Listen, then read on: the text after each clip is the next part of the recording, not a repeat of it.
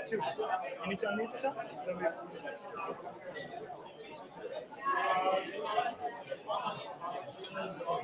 Okay, no, that's fine. What are you guys doing?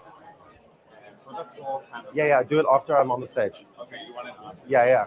Come, just get off the stage.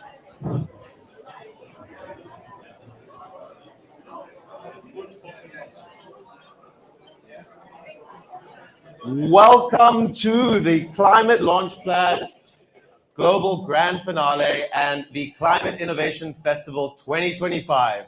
How you guys doing? Ooh, nice.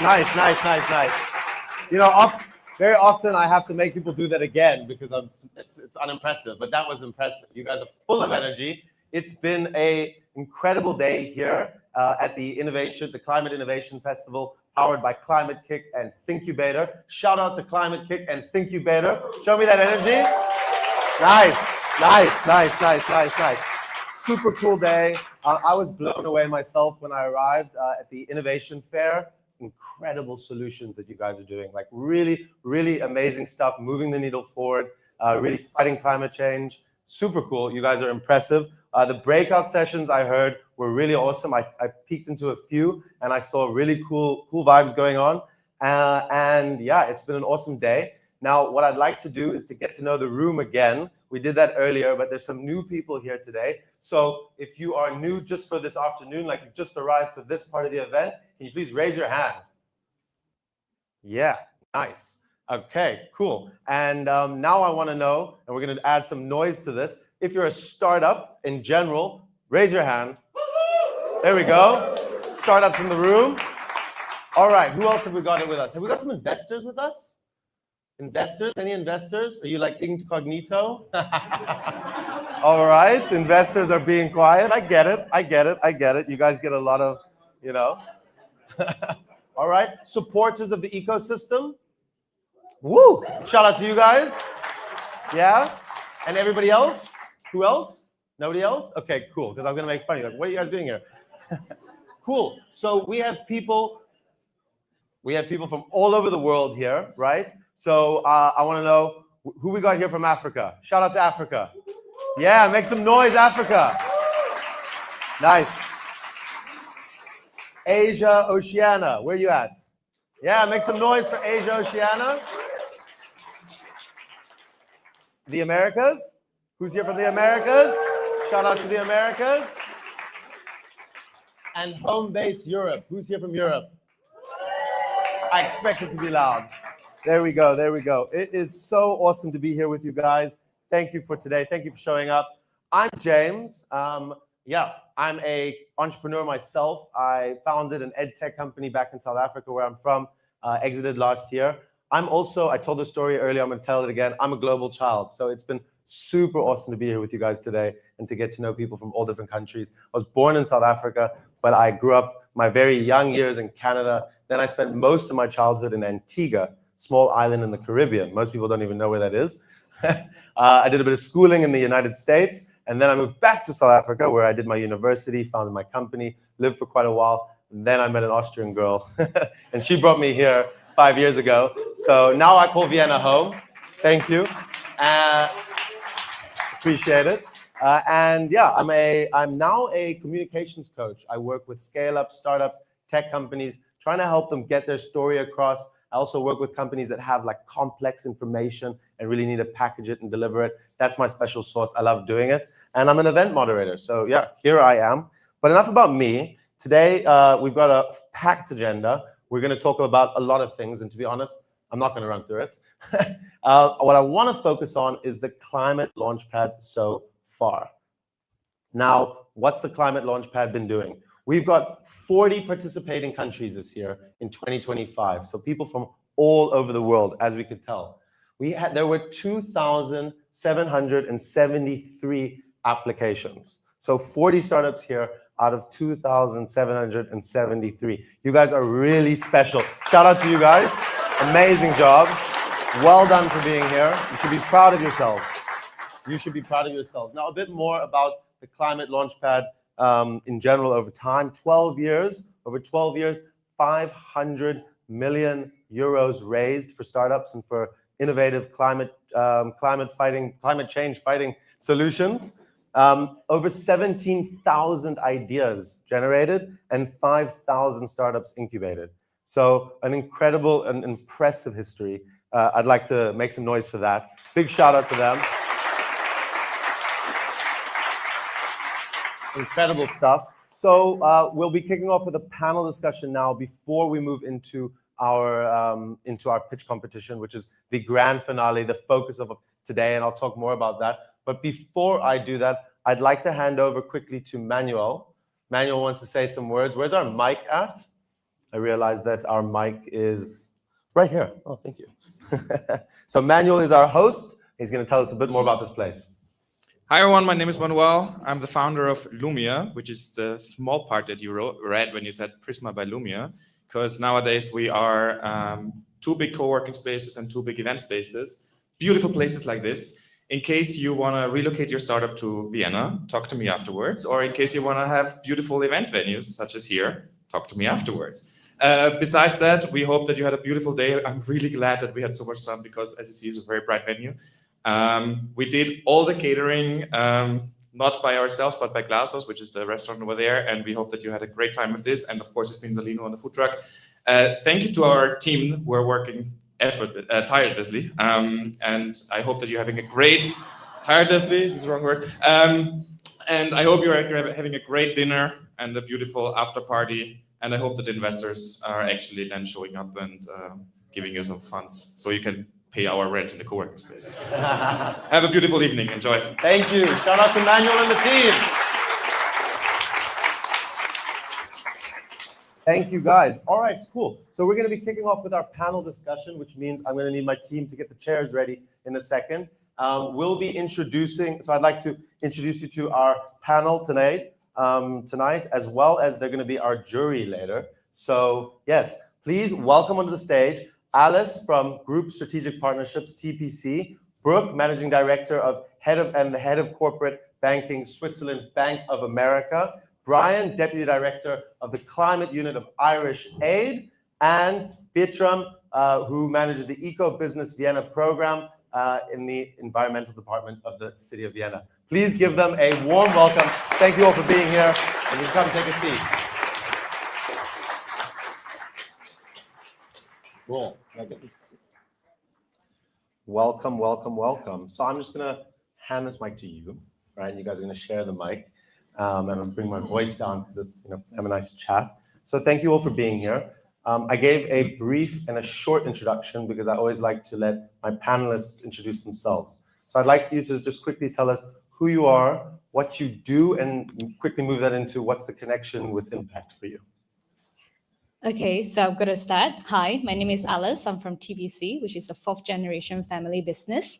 So what we do and the relationship with impact is that we believe that, impact is a shift into this well-being economy, which is about creating wealth while serving the well-being of life. Thank you. Thank you.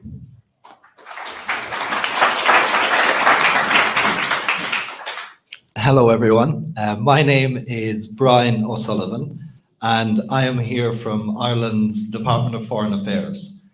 And we are deeply committed to the work that you're all doing in the climate space. I feel so lucky to be here as a very boring bureaucrat, to be among such brilliant people, and just really looking forward to the evening together. So thank you.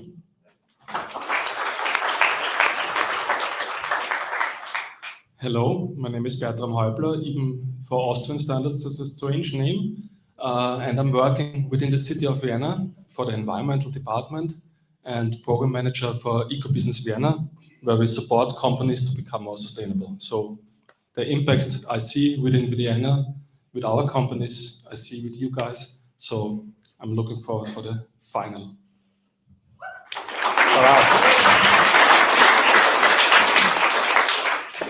Hi, everyone. I'm Brooke Wachtel. I work for Bank of America. I've actually been working there for 22 years. And the only reason you stay at a bank that long is because you appreciate the culture. And one of the things Bank of America is extremely focused on is really financing and advising the transition. And we've been supporting ClimateLaunchpad for the last 5 years. And I've been part of a lot of the different ventures in Switzerland. So we're very excited to be part of this. Thank you very much.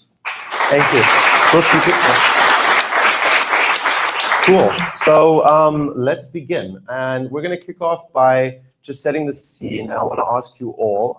I'd like to actually start with Brooke, but you guys can all answer this question or jump in if you'd like to. It's, I think, going to be really good for the startups in the room to hear this from you. What makes an early stage impact startup, so early stage impact startup, attractive to partners, potential partners, investors, and so on? What makes them attractive? Absolutely. So clearly at Bank of America, we're dealing with companies at all stages in the life cycle, and a few things that come to mind when I'm asked that question. Clearly, the first question we ask, is the business scalable? Are you really able to grow it beyond the niche into something that can grow bigger over time? And the business model does matter. Sustainability should drive profitability.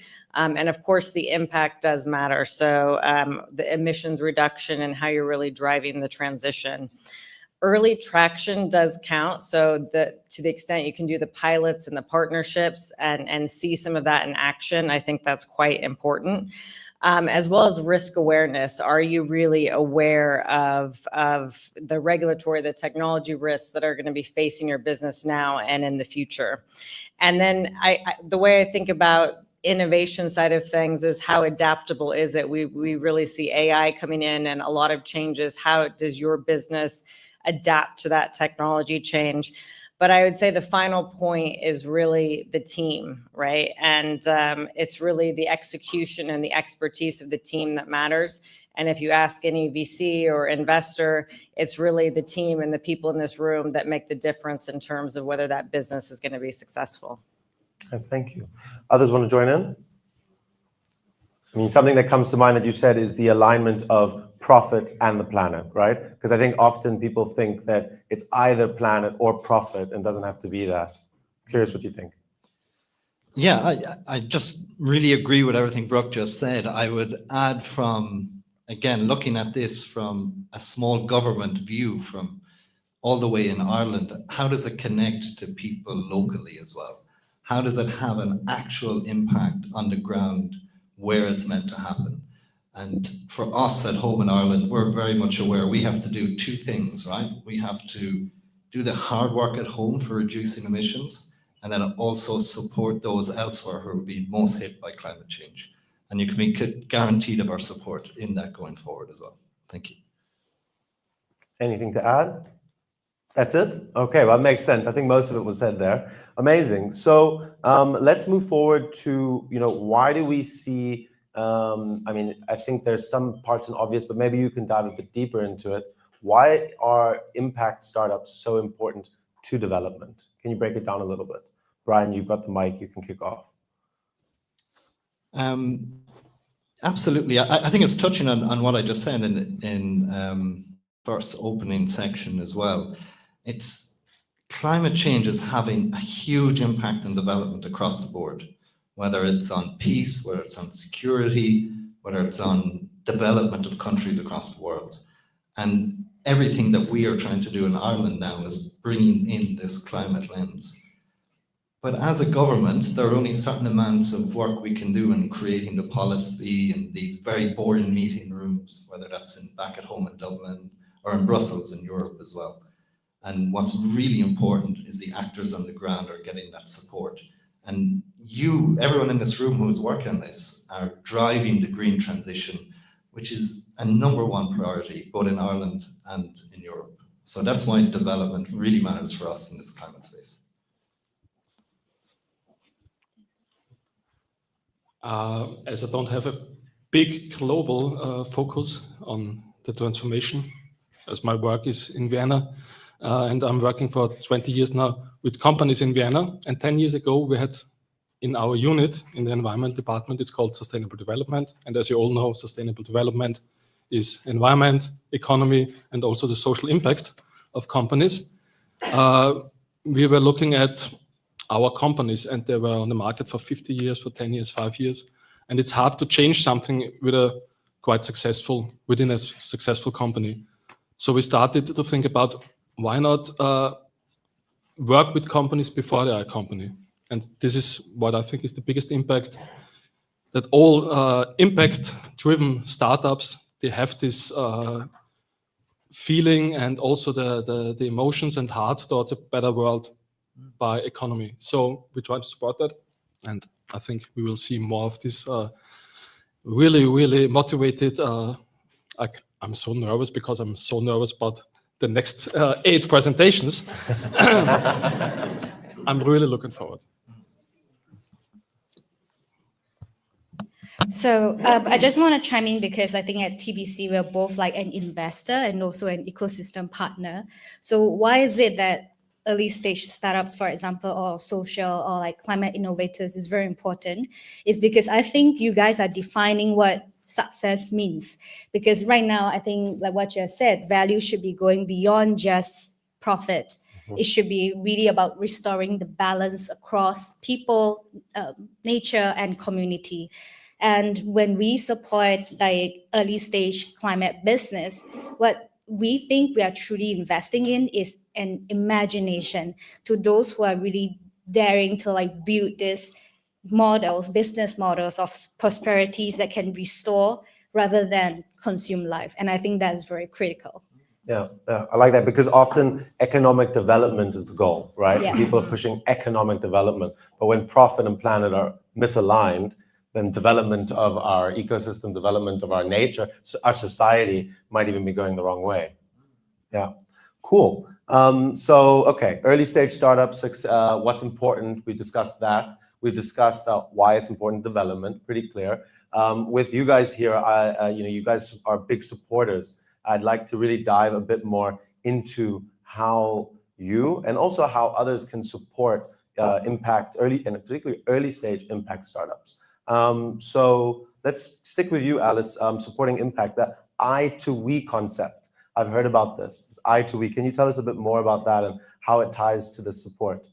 Yeah, so at TPC, we often talk a lot about the I to we leadership, which is essentially just a shift in consciousness from an individual's achievement to collective stewardship, understanding that, at the end of the day, we only have one Earth. So we don't just define ourselves as, the role of a funder or investors versus like startups, but really co-steward of this shared future. So on our end at TPC, like what I've mentioned just now, being investors and both an ecosystem partner, what we should be doing is rethinking what is capital. So it's really the patience and purpose aligned kind of capital that's required to see beyond short-term goal and growth, but look more into a long-term regeneration. So that is what, as a private sector, what we would be supporting the climate business. So again, so let's break it down. We're talking about supporting climate businesses, and so you're saying that in the private sector, it's about shifting the mindset, Yes. right? Long term versus short term. Maybe you guys have a bit to comment about that. Freestyle. As we all know, the world is not getting better by itself. So if I have the view of CEO, I have to imagine there's a risk in not fighting against climate change. So maybe it's just a simple calculation of risk management as well. And in my point of view, as we have worked with a lot of organizations towards this sustainable development and transformation within the companies in Vienna, we also work together with bigger partners, with the Ministry for Environmental Change, for environmental topics in Austria, as well as with the Chamber of Commerce and the Chamber of Workers. So it's nothing that's one organization against the other, but it's all together. And we try to involve the companies, our consultants, and all these different partners with the same goal. So this partnership is on a bigger scale is very important, but also between the companies. It's always about competition. I know that's economy, and that's our system of economy, but it's also about partnership because, well, like you said, there's only one world.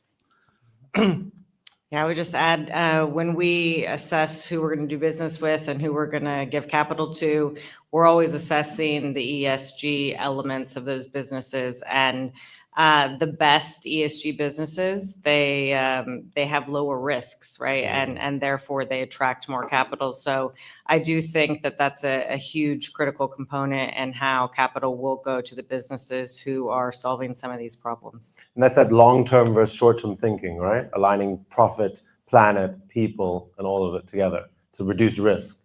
So it's really about a mindset shift in the private space, the private sector. I think we're preaching to the choir a little bit, but it's important, right? And it's important that we say this out loud, that we know how to be able to explain this to other people as well, make it make sense in business terms, because sometimes that's, you know more than me, I think, how important that is to bring to the table. Yeah. And so on a local level, you touched on it briefly. Is there more to add maybe about how Vienna is supporting impact startups? Well, we have a big partner within the Chamber of Commerce, but also with the Vienna Business Agency. And I was able to catch a glimpse of one of the sessions they did today. And they have services from for funders, as well for impact measurement, as well as for PR relations, digitalizations. And as we work together with very early stage companies, we can support these early stage startups to find also the right expertise and coachings within the business agency. And the business agency is eager to support and also spend some money. So we do the counseling and the service, and they have service and investment. So I think it all works together. It's not organization between the other that support some companies, we support some companies, they support some companies, we try to support them together as a partnership. Yeah. Any other comments on like the role now, because we've shifted into the public space, right? So we're in private, public. Any other comments on the important role that the public sector should be playing in pushing forward climate change and supporting impact startups? Yeah, I can try and speak a little bit to that. I would just say at a very direct message, for us, that's really about a partnership, and a partnership from Ireland to countries across the world. And many of you are here represented in this room, but it's very much working on a shared value and concern that we all have in regards to this planet, and how we can best support each other in bringing that forward. I think there's a very important public voice to be heard in it, because it affects people most, but it's like brilliant people in this room who are going to be part of the actual solution. And while you got the mic, I mean, so you're talking about collaboration. I also see that's becoming a big theme here. I mean, that's what Bertram was talking about, collaborating across. I know that you work in the space where there's development collaboration between Ireland and Europe. So also cross-border collaboration. I think that's super important. I mean, we see here people from all over the world sharing their ideas with one another. Maybe you can touch a bit on your perspective and also your experience with Ireland and Europe, how they're collaborating on development. Yeah, it is an absolute priority. The climate crisis is an enormous priority for Europe, whether that is about its own security at home or its partnerships abroad. And one really, really, strong message I've heard recently is when it comes to emissions targets, right? Europe has reduced emissions from 20% total global about 20, 30 years ago to 6% today. That is a significant number, and it continues to work in that space. But if I look at my colleagues and partners who are in places like in Africa or in places in the Pacific, sometimes countries who are not contributing any emissions whatsoever are paying the largest cost. So what we're trying to do as part of our diplomatic network and in regards how we engage with the world is supporting those who are feeling the cost most, who often aren't responsible for this in any shape. And I think we're continuously trying to explore opportunities there in how we build that partnership. Nice. Any other comments on cross-border collaboration? No. Looking at Brooke, because she's Bank of America in Switzerland. So I'm thinking about that a little bit, like the work that Bank of America is doing around the world. Freestyle. Yeah, yeah, exactly. No, I mean, absolutely. Everything we look at as a bank, because we are global, is global in nature. So we're never looking at one country and one view, right? We're seeing how that knock-on impacts the full business across the world. So, yeah, I would say you can't look at this space in just one country anymore. Everything we look at is global. Yeah, totally, totally. All right, so private, we talked about the local side of public, we've talked about cross-border. The role of NGOs, want to comment on that? What's the specific role you think NGOs play in supporting these impact startups? I can start us off. I think they have a hugely important part to play because they recognize the impact of climate on people and in parts of the world that we might not always be focused on when we're at home. And I think they do a huge service in delivering everything we're trying to do in addressing the climate challenges at a very localized level. And it's certainly hugely important for Ireland to, again, work with partners who know best. You know, it's very hard for myself sitting back in Dublin to truly understand the need or concern of a group of people who may be in the Pacific Islands, for example. But what we want to do is work directly with them and with NGOs who are able to deliver on this. Cool, cool, cool. Thank you, guys. So it was a cool journey from, you know, what makes an impact startup succeed, which I feel like a lot of people know already, and that's why we moved quickly on to the rest. And the important role of development, I think that's an awesome theme that really needs to be driven more and more and more. Like, it's not just fluffy stuff, and, you know, it's actually how we're going to push the economy forward in a sustainable way. And by sustainable, we mean by lowering risk, right? From a business perspective, from an economic perspective, and then the role that everyone's playing. Yeah, it's really interesting, and I hope everyone takes something away from this. The last takeaways I want, and this is pure freestyle, they weren't prepped for this, right? Some words of wisdom for our startups here tonight. Some final words, a little bit from each of you. But before we go to closing, can I just add one more Oh, role please, into please, what's please, important? please, please. Did we miss Because- something? My bad. Yes, we did. Because I just realized when we talk about cross-border, there's one group of people that's extremely important in this entire ecosystem, which is the family businesses, because they account for 70% of the world's GDP. So they are 70% of the problem. So what they should be doing, And hopefully 70% of the solution, right? Exactly. So this shift is very important, and they are coming together. They have the wealth, and they see not just beyond borders, beyond nation, but they see across legacies, because they need to pass down to the next generation too. So that is something that, you know, they play a very important role in this, you know, whole ecosystem, and they have the funds to be coming in to support. So it's about pitching to them in the right way. I think that's something that I want to point out. Yes, and one sentence to close this is that I think essentially we need to always understand that the nature of humanity is love. So what you are doing here is act of love, and we should carry on this journey to continue to be very purpose-led, profit-driven. So self-sustaining, but at the same time, purpose-led. A round of applause for that.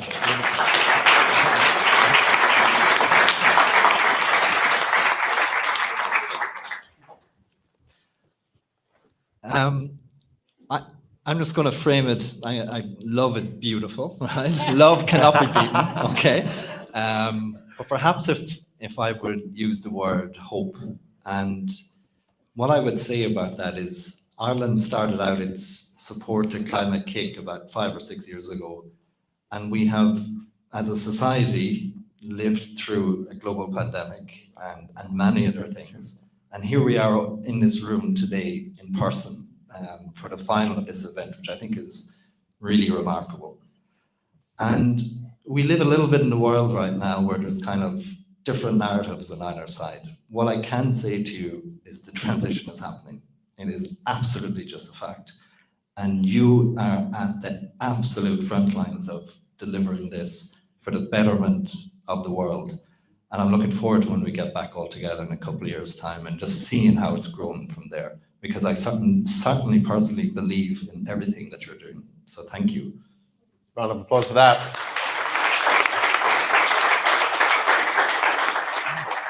Well, I don't have this quite pep talk. Sometimes I feel quite impressed by all the negativity when I watch news. You have this crisis here, crisis there. But then you meet people like at the Climate Kick or sometimes on the street. And sometimes you get the feeling, okay, there's some change happening, some transformation, some positive change. And my words are just keep in mind that what you said, a lot of change is happening, and don't feel overwhelmed by all the negativity and the crisis and all the negative news that's coming upon us, and get this moment and try to keep it in your heart. So, yeah. Eye on the prize. Don't get distracted. Absolutely. Change is good. So Bank of America has committed 1.5 trillion to sustainable finance by 2030. So I just want to say the capital is coming in this direction, and there's a lot of organizations around the world who want to finance this activity. Persistence always beats resistance, so don't give up and keep fighting the fight. Thank you all. Thank you, thank you, thank you. And a big round of applause for our panel. Also our jury, thank you for being here. Thank you for your support in the ecosystem. I'll take that from you. And you guys can take a seat right here in the front. Thank you. Sorry for putting you on the spot there a little bit. All right, if the team can take off the chairs, please. Okay, so we are moving forward to the pitch competition. It's pitch time. Who's excited for some pitches? Yeah, there we go. We got energy. Tonight's going to be all about energy. We'll talk about that more in a moment. All right, so today's setup. We've gone through our panel discussion. It's time to pitch. So, startups, are you ready? You have 5 minutes for your pitch, all right? And we are going to have a timer right up here in the front. Raise it up in the air so that our startups can see. That's your timer, all right? So keep an eye on the timer over here. Now, when you run out of time, as you're about to run out of time, I'm going to come here. And when it hits the clock, I'm going to get on stage. And if you keep going, I'm going to get uncomfortably close to you. All right? And that's when you know that you need to stop. I really don't want to cut you off because I don't think it's nice. But if I have to, I will. But, you'll know that you'll get the vibe. All right? Then we're going to have 4 minutes for Q&A. Jury, please try and keep your questions concise and to the point. Startups, keep your answers concise and to the point if you want to get more questions and more out of the whole Q&A. So that's the setup, and we'll be announcing the winners later. We're going to have the Pacific Islands and People's Choice Awards. It's a separate award. We're also going to have, the Pacific Islands Award, and the People's Choice Award. And the judging criteria for the main awards are going to be on the following 6 criteria. So we're going to be looking at the business and market potential, as discussed earlier. Very important for this to actually work out, right? The job potential and social impact as the second one. Third is going to be innovation or technology potential. The judges will also obviously be looking at the climate impact potential, since we are here at the Climate Innovation Festival. Then, like mentioned earlier, the strength of the team is going to be a really important part. And finally, the quality of the pitch. Okay, so that's what you guys are going to be judged on. Keep that top of mind, obviously. And yeah, a little bit more about the People's Choice Award. So if you want to, take your phones out, start QR coding, because you guys are going to be voting for the People's Choice Award. Now, I'm letting you get the QR now, but I am going to ask you to please not submit your vote until all 8 pitches are done, because for the last pitches, that wouldn't be very fair, right? So don't mess up in the middle of it. You won't be able to change it afterwards, but maybe just get it ready for later. Have that tab open, have it ready. Oh, are we good? Okay, I'll give it to you again later. 1, 2, 3, and you'll get it again later. There'll be a whole moment dedicated to it. Okay, so what happens to our winners, right? So the global, this is the global grand finale, and the winners are going to get, in third place, 3,000 euros. In second place, 5,000 euros. And in first place, a whopping 10,000 euros to support their business. Big ups for that, guys.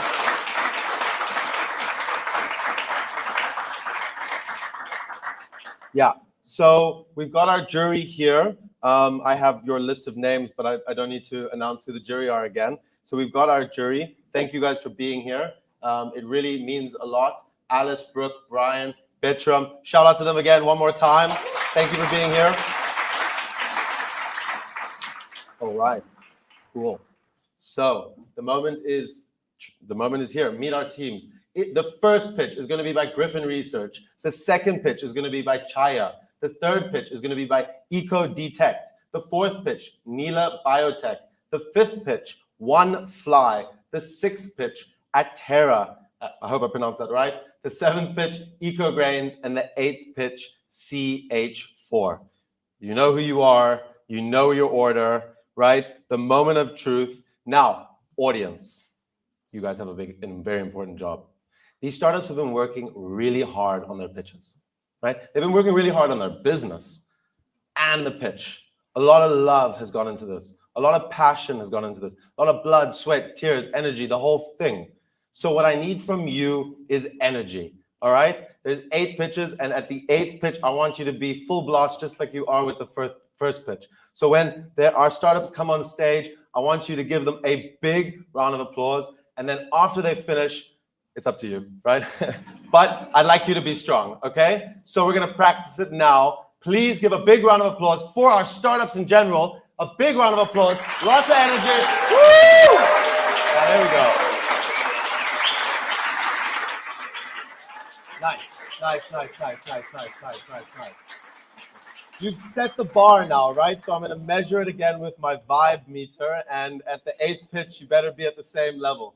Cool. So we've met the teams, and let's let the pitching begin. All right. And first is ready. Yeah?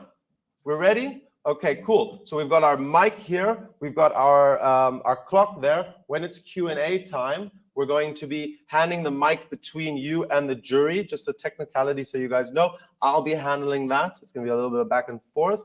And without further ado, please give a warm welcome to Griffin Research.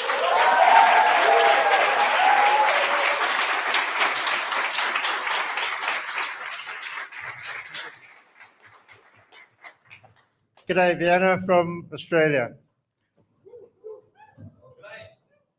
Okay. I'm James Chong, together with Michael Malice, my co-founder. We saw how soft plastic pollution is devastating our ecosystems. Our mission then is to upcycle soft plastic with green solvents and industrial waste gases into 2 new types of products. One is CarboClean, a clean recycling for new packaging, and LXPE insulation that sequesters carbon in buildings. Australia discards 300,000 tons of soft plastic to landfill every year. We recycle 5% of that. A lost resource worth 300 million euros in today's money if it could be decontaminated. We must do better. We all recognize it in Australia. So here's our deal. Griffin Research will process low-value materials, difficult to recycle soft plastic packaging, using green solvents and captured CO2 from oil and gas production. We sell at 50% profit. A clean recycling, decontaminated to food grade, building insulation that sequesters CO2, and we license clean tech system to the Indo-Pacific. In year one, our beachhead markets are construction builders wanting better insulation, and packaging manufacturers wanting clean recyclers. By year 3, we expect to export LXPE insulation into the Australian and New Zealand home installation construction. By year 5, we will license to Indo-Pacific countries, upcycling clean tech manufacturing systems. By year, I think we finished. LXPE is a laminated, expanded polyethylene insulation. Here it is here. It is the only product that sequesters carbon in a 4:1 ratio, has the lowest embodied energy with 20% recycled plastic, and can be fully recovered and recycled. Builders want insulation products that are better, cheaper, and easier to install. CarboClean and LXPE are produced using green solvents and waste gases to decontaminate, dissolve, and foam plastic packaging waste. LXPE exhibits some important features. It diverts plastic waste from landfill, it locks away carbon in a closed cell matrix form, is non-flammable and combustion retarding, and is easy and cheap to install. Griffin Research has partnered with CSIRO, an Australian National Scientific and Industrial Research Agency, to validate this technology and production process. We want to achieve NBP to national standards by 2026. Our customer discovery of 25 stakeholders has already identified that soft plastic waste is a national problem. Australia has a 120,000 tonne market for decontaminated recyclate and an industry wanting low carbon embodied building products. Our focus is to deliver LXPE and CarboClean recyclate that are better for the environment, cost less to produce, and easier and faster to install. We have 3 sustainable revenue streams: LXPE sales, recyclate sales, and by year 3, clean tech system sales. Our financial drivers are low cost to manufacture with a 50% gross profit margin, market share for clean recyclate and LXPE, and an insulation market worth over €1 billion by 2027. Australia and New Zealand builds 200,000 new homes annually, and we're trying to ramp it up to 250,000 by 2030. Every house using LXPE insulation diverts 1 tonne of soft plastic away from landfill, sequesters 2 tonnes of carbon equivalent locked away for life in a building. Our greatest impact are going to be in countries with extensive soft plastic pollution. Our climate impact goals are to upcycle waste flexible plastic to replace new fossil fuel derived plastic, promote low-cost insulation in a warming climate, and sequester carbon. Our dream is to create a positive climate future in the Indo-Pacific. James and Michael bring over 70 years combined experience in science, research, engineering, manufacturing technology, and business management. We have 5 critical factors to succeed: deep personal passion, technical expertise, customer understanding, proven business experience, and credible industry partnerships. Join us to build a positive climate future. Thank you. Give it up for Griffin Research. Woo! All right. Very good. Thank you very much. Q&A time. We've got our timer ready. Okay, yeah, exactly. You keep it. All right, and let's begin. Thanks very much for the great presentation. How does your product compare to other products on the market, and what is your kind of key competitive advantage? I think our key competitive advantage is going to be the low cost of raw materials. Our key competitive advantage is going to be the low cost of raw materials that we are seeking. So we're going to use waste plastic that's coming in at about 50 euros per ton, and waste CO2 captured from oil wells at about 200 euros per ton.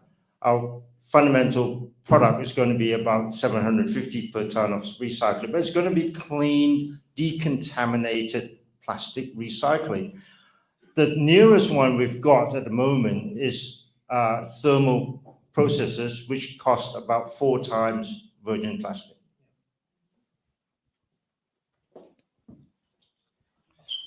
Thank you so much. Brilliant idea, you know, very clear to me in regards taking the plastic and the waste and making it useful for humanity. Have you been able to test this in buildings, and what kind of feedback have you got if you've done so? Thank you.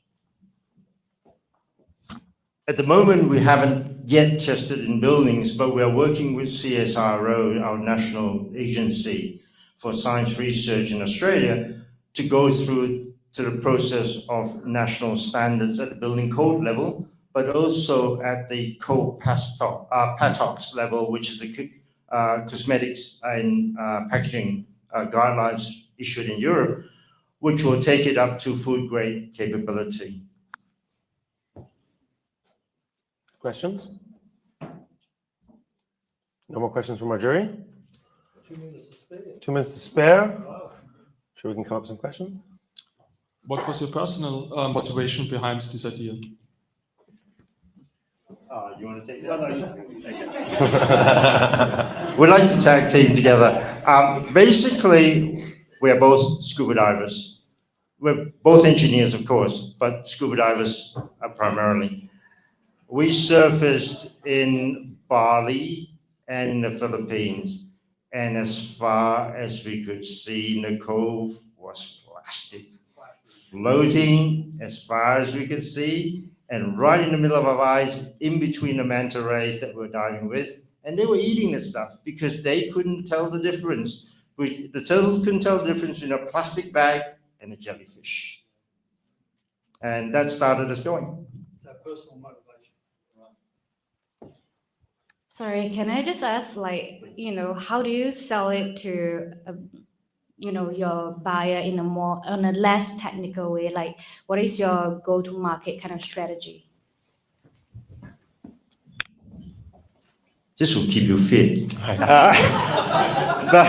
So fundamentally, what we're trying to do is show to our investors the fact that this is a novel idea, but not only that, it does two things. It takes waste, converts it, but it also uses carbon dioxide from industrial processing to sequester into the matrix of the insulation. And it stays there because it doesn't come out. It's completely laminated. So we leave it in the walls. Nobody's going to touch it. It keeps your house warm, and it makes sure that CO2 stays where it is. Perfect. And with 8 seconds left on the clock, we're going to call it there. Please give a round of applause to Griffin Research. Thank you guys very much for what you're doing. Pleasure. All right. Great. Thank you very much. Nice. Energy levels just the way I like it. And so, Q&A. Is this the beginning of the next one? Okay. We love backup slides. Cool. There we go. All right. Then, gave you guys enough time to get ready to welcome onto the stage our next startup. Give it up for Chaya.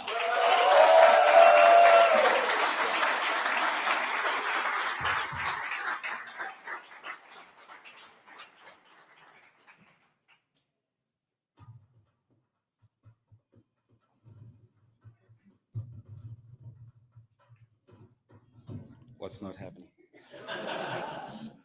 Okay. Quick question.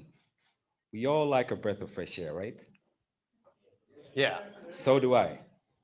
But this is not the reality in most African urban cities today. You see, the transportation sector is one of the major sources of urban air pollution. In cities like Dar es Salaam, Tanzania, where I'm from, the transportation sector accounts for about 70% of urban air pollution. And Chaya is here to change that by providing an eco-friendly solution of electric-powered motorcycles.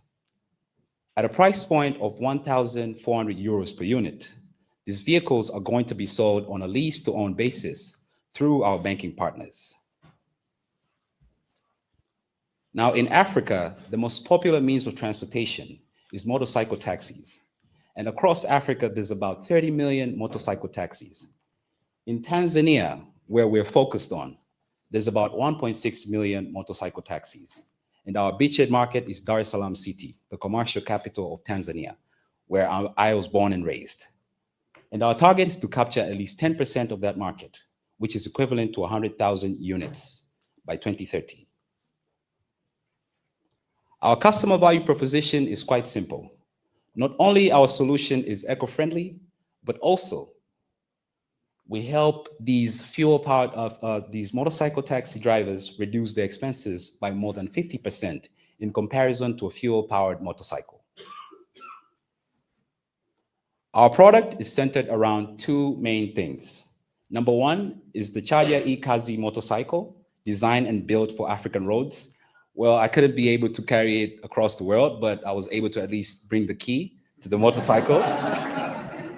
And the battery charging infrastructure, where we have two solutions that complement each other. Number one is the swapping technology, the battery swapping technology, where drivers can easily swap depleted batteries for fully charged ones, and the super fast charging infrastructure.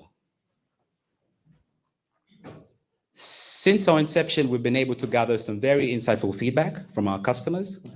We've been able to interview more than 300 drivers across Dar es Salaam, and also engage with 3 ride-hailing platforms, like of Bolt, Uber, and Little Ride. But also, we've been also able to interact with more than 2 distribution companies. And one of the main questions was the high upfront cost when it comes to electric vehicles. And we've been able to mitigate that by partnering up with a financial institution in Tanzania, where they are going to be offering the necessary financing for these drivers to be able to access our solution. And number 2 was the long charging time when it comes to electric vehicles. And we've been able to mitigate that by providing 2 solutions. Number 1 is the battery swapping infrastructure, where they're able to swap depleted batteries at a very short period of time, and the super fast charging solution. The financials. By capturing the 10% of our beachhead market of 100,000 units by 2030, we're looking at a yearly profit of 13.3 million euros. And our climate impact in comparison to a fuel-powered motorcycle. So a fuel-powered motorcycle, they produce an average of about 3.4 metric tons a year of CO2 emissions. With our solution, they're going to reduce that number by at least 90%. So combined, by capturing our beachhead market of 100,000 electric motorcycles, we're looking to at least mitigate more than 300,000 metric tons of CO2 emissions every year. Here is our team. Our team is associated with different professionals from different backgrounds.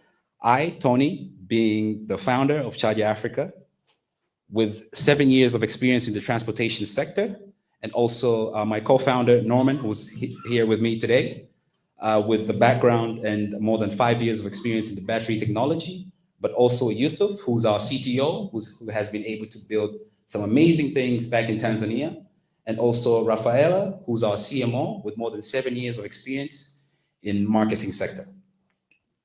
Our dream is to revolutionize the transportation sector across Africa, but also to build a fleet of more than 100,000 electric-powered motorcycles and the charging infrastructure in place. And also is to reach a valuation of more than $50 million by 2030. Thank you very much.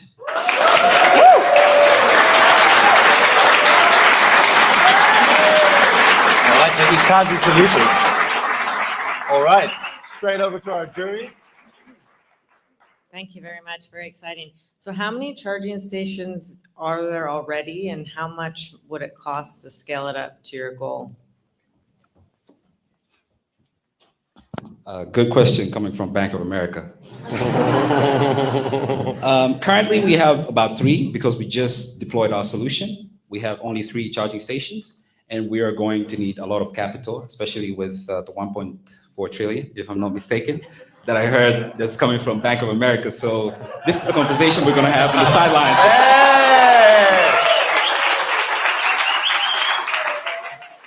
I hope I answered that question. Next question. Sorry, I wanted to know, so your objective, I believe, is to both help the environment and the people, which is the riders. So what is the social economic kind of benefits for the riders? Okay, so you see, the motorcycle taxi sector is mostly participated with youth. Youth are the ones actively participating in this sector, and it actually provides informal employment. So by deploying at least 100,000 electric motorcycles on the road, that's already 100,000 direct informal employment to our youth. So I hope I answered that correctly. Thank you, Tony. Habari. Zuri. Yeah, I have. Yes. My question for you, thank you. Brilliant idea. Really interesting to learn. Where do the bikes come from? Where do the batteries come from? Are they made in Tanzania? If you can say a little bit more about that. Thank you. So currently we source our technology from China because we all know China's in the electric mobility sector, they're quite ahead in comparison to the rest of the world.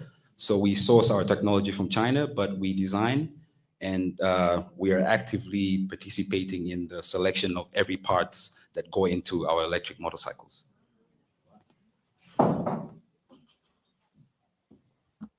As I don't drive a motorbike, and you mentioned you had these interviews with the potential customers.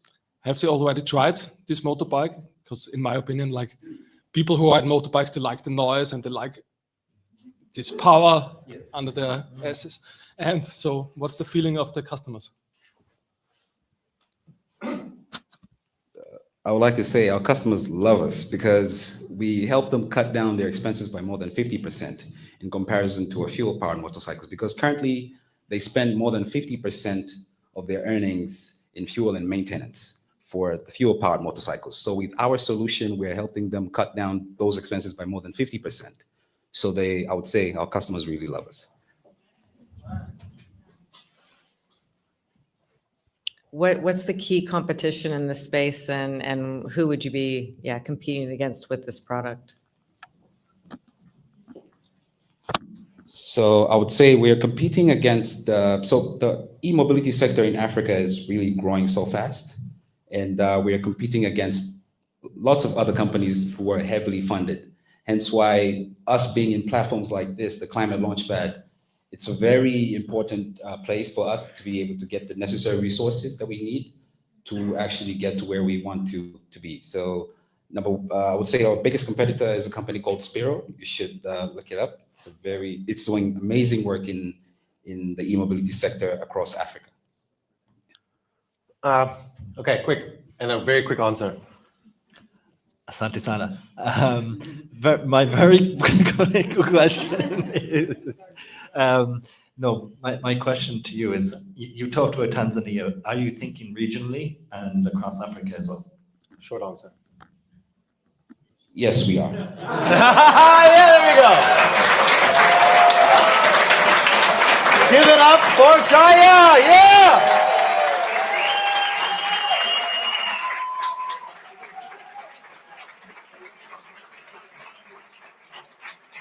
I have to be fair, I have to be fair. When the time runs out, the time runs out.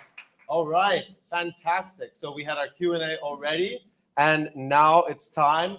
Please give it up for our third contestant, EcoDetect. Give it up.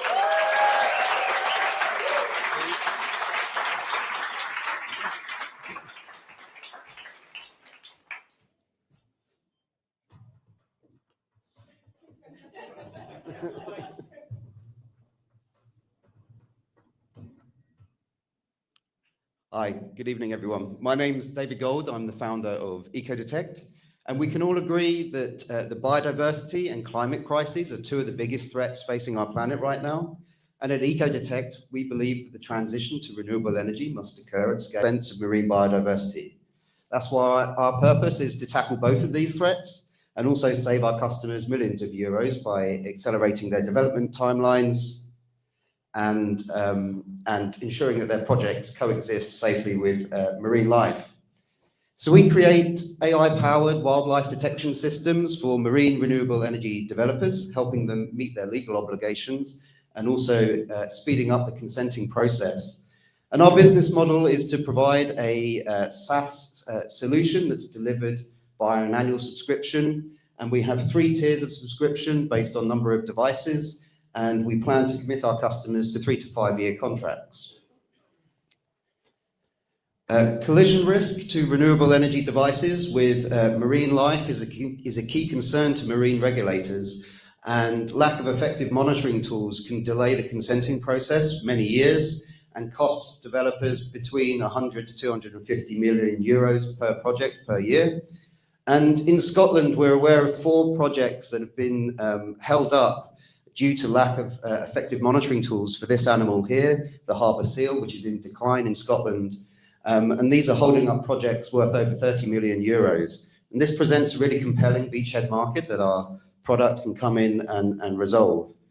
With few competitors in our space, we aim to obtain a 25% market share of a €1 billion wildlife detection market, giving us an obtainable market of around €250 million by 2030. By having reliable monitoring tools in the market that regulators and developers trust, we're able to reduce consenting time by up to 75%, from an average of 4 years down to 1 year, and this saves renewable energy developers around €300 million per project. Our technology also ensures no harm to marine life, and also reduces data storage and data analysis time by up to 99%, and helps to offset CO2 that would otherwise have been produced from burning fossil fuels. So we supply the right marine sensors for our clients' projects and seamlessly integrate them with our powerful AI data processing and species recognition technology to monitor and mitigate any potential collision risk with marine life, such as these key species of interest that our technology has captured. And we received the world's first regulatory approval for the use of AI monitoring of tidal turbines by the Marine Directorate in Scotland. We conducted 20 interviews across our key market sectors, and we were able to validate our assumptions that consenting timelines can take many years to get approval. Lots of environmental monitoring data is mostly irrelevant, and manual analysis is time-consuming and expensive. And we also received a number of key learnings that helped us shape our business model and our product development, such as academic research can be really slow, and data transmission in the marine environment can be very difficult, often requiring dangerous manual retrieval at sea, and it's important to develop a self-powered solution. So in our beachhead market up in Scotland, we anticipate we'll generate a profit of around €180,000 per year, mainly driven by annual subscriptions, multi-year contracts, and a large market share in our beachhead. But we anticipate that we will increase the sales of our higher tier subscriptions as the market matures over the next 3 years, and at scale we'll generate around €13 million per year. By analogy to offshore wind, 1 megawatt of renewable energy offsets approximately 2,600 tons of CO2, and in our beachhead market, it generates around about 340. So if we're able to get 8 megawatts of renewable energy on stream, we can have an offset of around 18,000 tons. Our diverse team comprises top-tier industry talent, and our mission is to accelerate the energy transition whilst relieving an environmental and social impact. And we're partnering with a number of charities and educational institutes to supply internships and work placements for autistic and disadvantaged people from the local community. And our goal is to provide 20 highly skilled, well-paid jobs in a deprived area of North Wales by 2030, and also to help our clients meet their net zero targets. Thank you very much for listening. Give it up to EcoDetect. Woo! Very nice. All right. What's the real unique differentiator of your product versus what's out there on the market today? Sure. So there are not many competitors. There are only a few people working in the underwater imaging space. So me and maybe a couple of other competitors. Our competitors usually develop their own marine sensors. But from talking to our customer base, we find that they already have their own cameras and sensor systems, and they don't want to have to repurchase a whole new system. So what we do is we essentially plug and play with existing sensor software, and we just do the data processing. But we do have a local supply chain of camera suppliers and sensor manufacturers that we can call on should they want us to help install cameras for them. Sorry, because TVC is 120 years in the maritime industry, so I have to ask you, so what sector specifically are you targeting, and how will you pitch your value proposition and value add to business owners like us? Yeah, thank you. Great question. So we are a small company that's based in a small part of North Wales in the UK.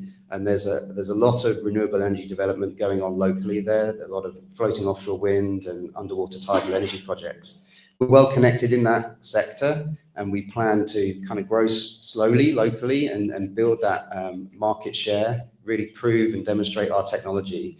But we believe that this technology has lots of other applications for the shipping industry, looking at whale strikes for shipping, and also other large marine infrastructure projects. So we plan to sort of obtain a large market share in a very niche sector to start off with, and then as we grow and have some traction, we can develop outwards and start to look at some of these other adjacent sectors.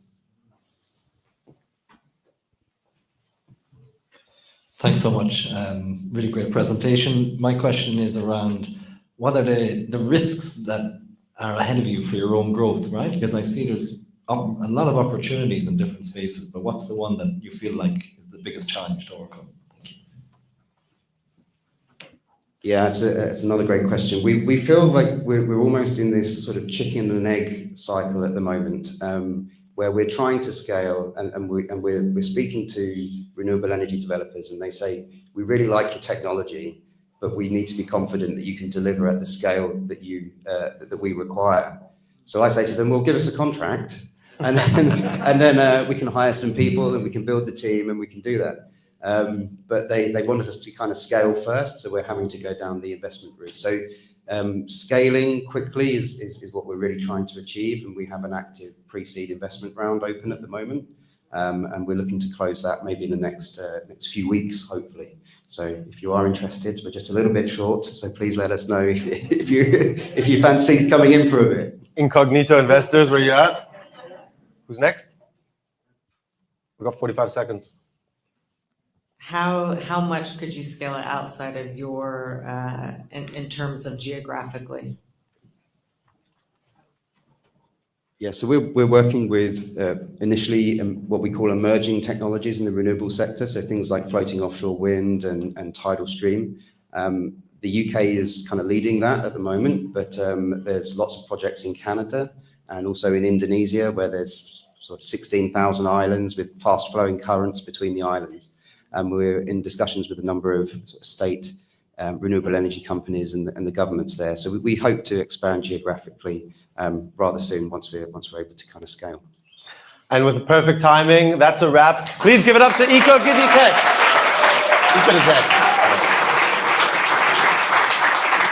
Amazing. All right, our next startup is getting ready. Do I need to click through? Introducing. All right, so we are 3 startups down. We are moving on to our 4th. So after this, we'll be halfway through. Hope you guys are good. Deep breath in, deep breath out. Pay attention. Jury, it's a hard job. You have to actually really pay attention. How many of you are fully aware the whole time? It's tough. It's tough. So shout out to the jury. All right, and now a big shout out and a big warm welcome to the 4th team, Nila Biotech. Give it up.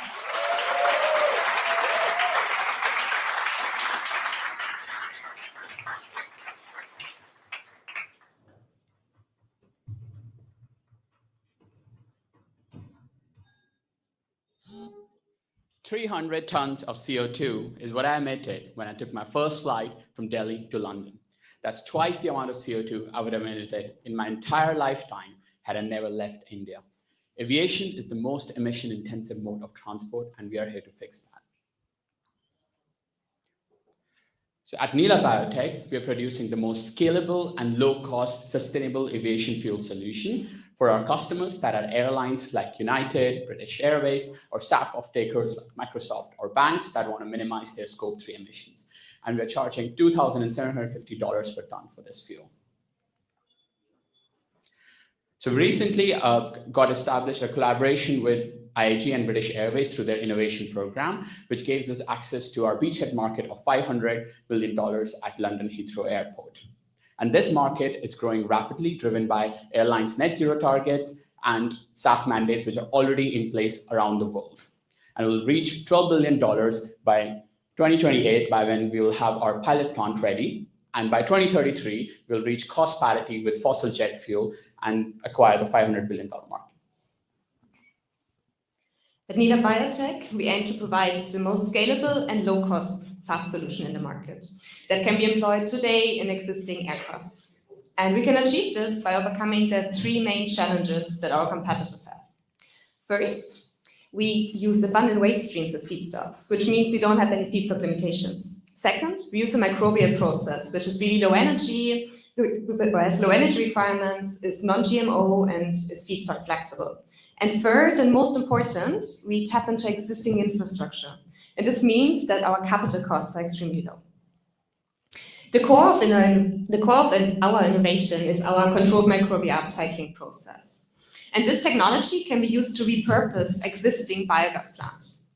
And what this means is that we can plug in our AI-designed synthetic microbial communities and attach a small downstream processing unit. And then we can use these plants to convert waste streams into carbon-negative fatty acids that can then be fed into existing HEFA refineries to make SAF. HEFA is the technology that currently produces 95% of all SAF in the market. However, it's super limited because it uses waste cooking oil as feedstock. And our carbon-negative fatty acids can be used to overcome this limitation. At the moment, we are working our lab scale MVP, supported by a few grants and private investments. So over the past few months, we conducted over 80 interviews with stakeholders across the whole SAF value chain, ranging from airlines, SAF off-takers, feedstock suppliers to policymakers, and we learned a lot. 90% of the airlines confirmed that they'll buy SAFs even if mandates disappear tomorrow. And 100% of the fuel producers confirmed that they're desperately looking for novel feedstock like our fatty acid to replace waste cooking oil. Just to give you context how limited these are, in UK, the most popular dish is fish and chips. And if you were to meet UK's jet fuel requirement by waste cooking oil and fish and chip shops, you'll need to increase your fish and chips consumption by 600 times. So even if you eat every day, every meal, every year, there's just not enough of it. And this approach of feeding into existing infrastructure is what attracted British Airways and IAG to itself. So in 3 years' time, the UK's jet fuel market would reach 30 million tons, and SAF would take around 6.7% of that market share, assuming the current projections and mandates. That equates to 865 kilotons of SAF, and by that time, we'll have our pilot plant ready of 3 kilotons, which will take 0.35% of that market share. And assuming the current SAF prices and cost from our techno-economic model, this will generate us annual margins of $3.4 million. But these margins are going to rise to hundreds of millions as we scale to 100 kiloton capacity. Just at our beachhead market in London Heathrow, we can save up to 34 megatons of CO2. And because we use waste streams as feedstock, we don't just only recycle this waste, but we're also eliminating all connected social and health implications. And we're avoiding the use of agricultural land, actually 150,000 football pitches of agricultural land. And waste is everywhere, so this technology could be used by nations around the world to generate value, energy security, and jobs. And this positive climate impact has been recognized by multiple competitions and programs in the impact and climate space. This is Dipanshu. He is co-founder and CEO of Nida Biotech. He has 10 years of experience in sustainable aviation, holds a PhD from Oxford, together with Rolls-Royce, and has previous experience in business development and partnerships. And I've been lucky to have Frederica as my co-founder and CTO. She just finished her PhD in synthetic biology from Cambridge, specializing in AI-driven enzyme engineering, and brings previous staff production experience from Sky Energy. Now, our aim is to hit 100 kiloton SAF capacity, which is 1,000 flights from Delhi to London, generating us annual revenues of $400 million. And finally, our dream is to power the future of flight with carbon-negative fuels. We ask you to get on board and join us on this journey. Thank you. Thank you. Nicely done there. He saw me coming, so he sped up. Perfect. All right, the next timer's ready. There we go. Great presentation, thank you. So you mentioned the 3 kind of differentiators of you different than others. Does anybody else in the market do what you're doing today?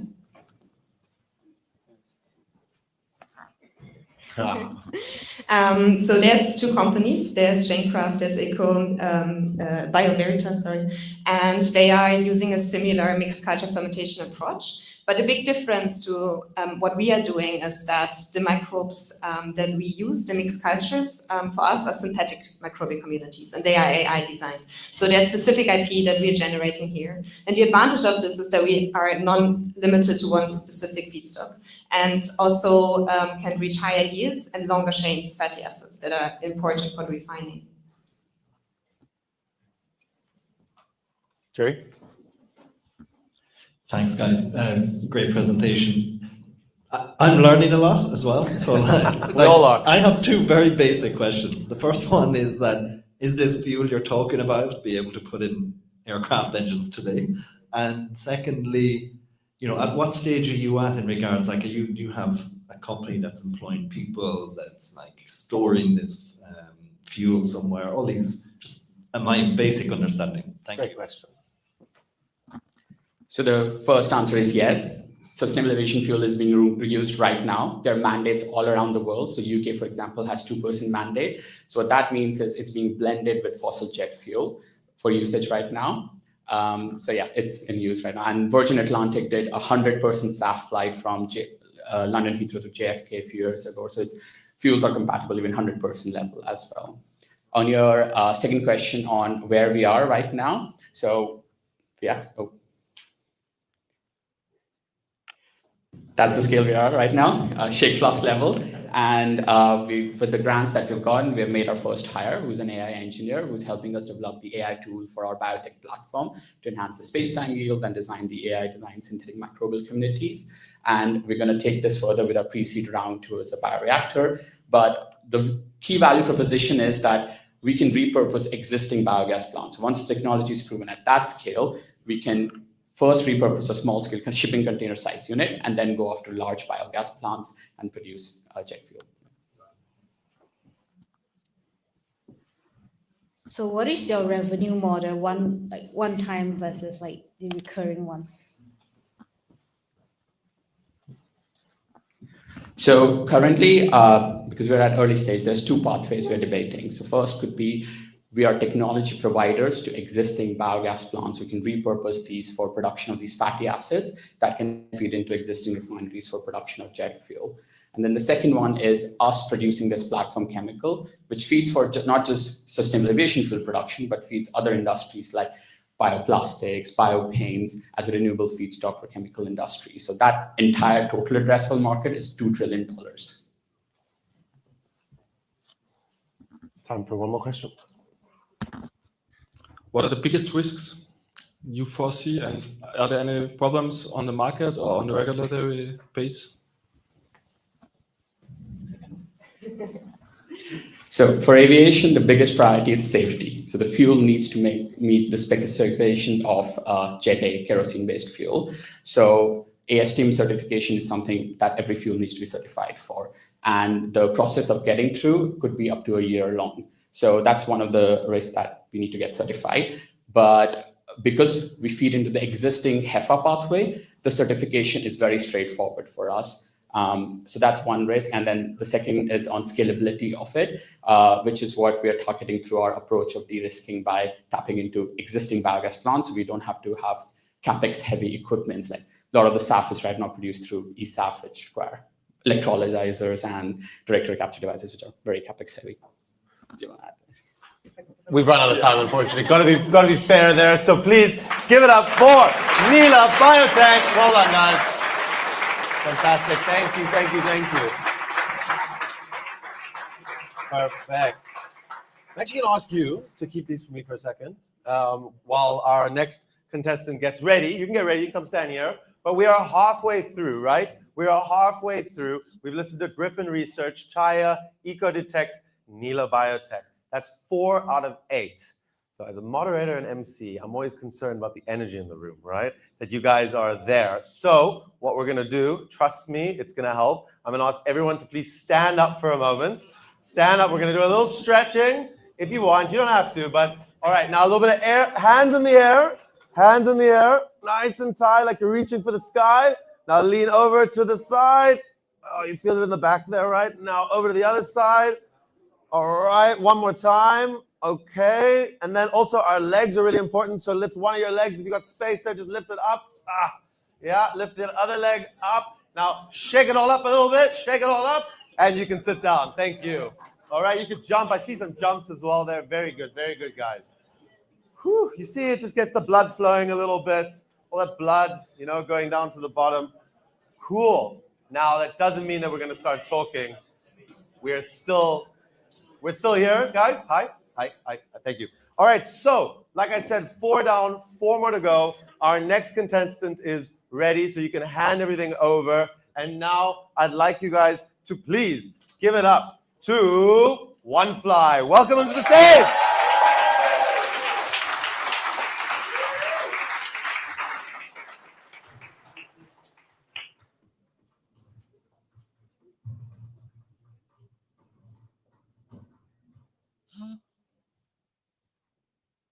In Latin America, 4 tons of organic waste are generated every second. 60% of it ends up in landfills. That's a problem neither you or me can solve by ourselves. But what if I tell you I have an army of insects helping me? The story changes, right? It all starts with one fly at a time. Our army of insects do their magic and win the war. We work with agro-industries, charging them $70 per ton treated, while giving them ESG compliance. But the victory is double. That same ton is upcycled into high-value products for the agro. Protein for pets and animals, and organic fertilizer for gardens and crops that are both sold back into our client's value chain at $430, creating a circular economy. From Colombia, we see a global opportunity to reach North America and Latin America, one fly at a time. Agro-industries, breweries, Oreca, city markets all generate large volumes of organic waste, and they are under new regulations that aim for circular economies and progressive closures of landfills. On the other hand, there's a rising global demand for alternative proteins and organic fertilizer. Our end-to-end on-site waste as a service enhances nature's powerhouse, the black soldier fly. We are the first in Colombia and the first in Latin America to do this. Our biotechnology decarbonizes industries to feed the future, and you guessed it, with an army of insects. We do this on-site without generating waste and in record time, with ESG compliance, generating additional income, and complete circularity. The One Bio Box makes this happen. Just plug and play. In joint ventures or SPV business models, our units are deployed at our clients' waste streams. They are fully automated, modular, and scalable. Additional income is made through our registered brand Atómico by OneFly. Soon, we will patent our technology and create the One Academy, where we can train our employees and indigenous communities as social work. With more than 20 interviews across Colombia, our hypotheses were proven. Companies must meet ESG targets. They pay for organic waste management. And they're interested in our end products for their own operations. As a result, we did 11 trials and signed 2 MOUs and 2 LOIs with big corporates. With 100 clients who meet our exact requirements in the Caribbean Colombian coast, we plan to make $5 million and with a profit of $150 per ton treated. We add value to our clients. With our MRV ready for Scope 3 operation, we are creating real impact.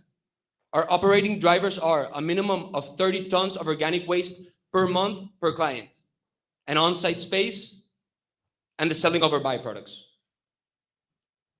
And yes, we work with insects, our little soldiers, but with big impact. We are decentralizing waste management systems.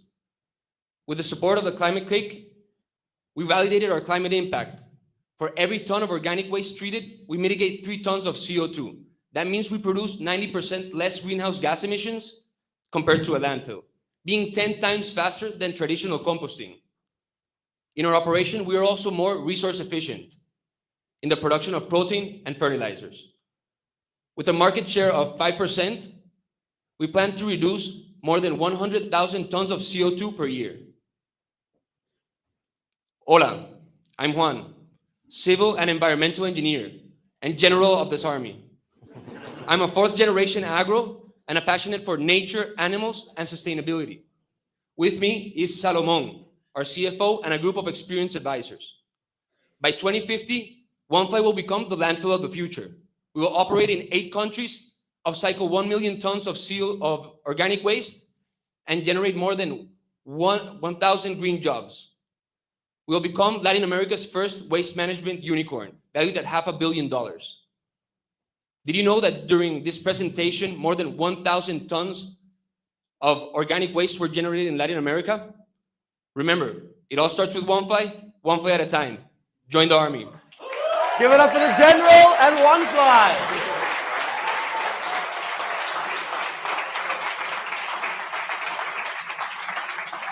Very nice, very nice. Over to the jury. You said it's a one one side space. Can you give me a few numbers about the dimensions, the sizes? How big is this, let's call it, box? So it's very easy to look at it as a container. Yeah.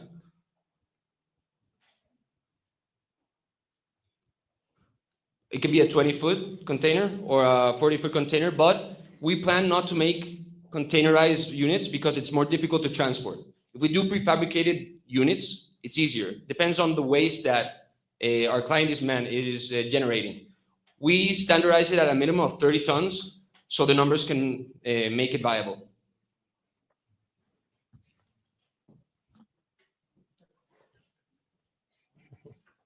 So what actually are the insects, and how long does the process take?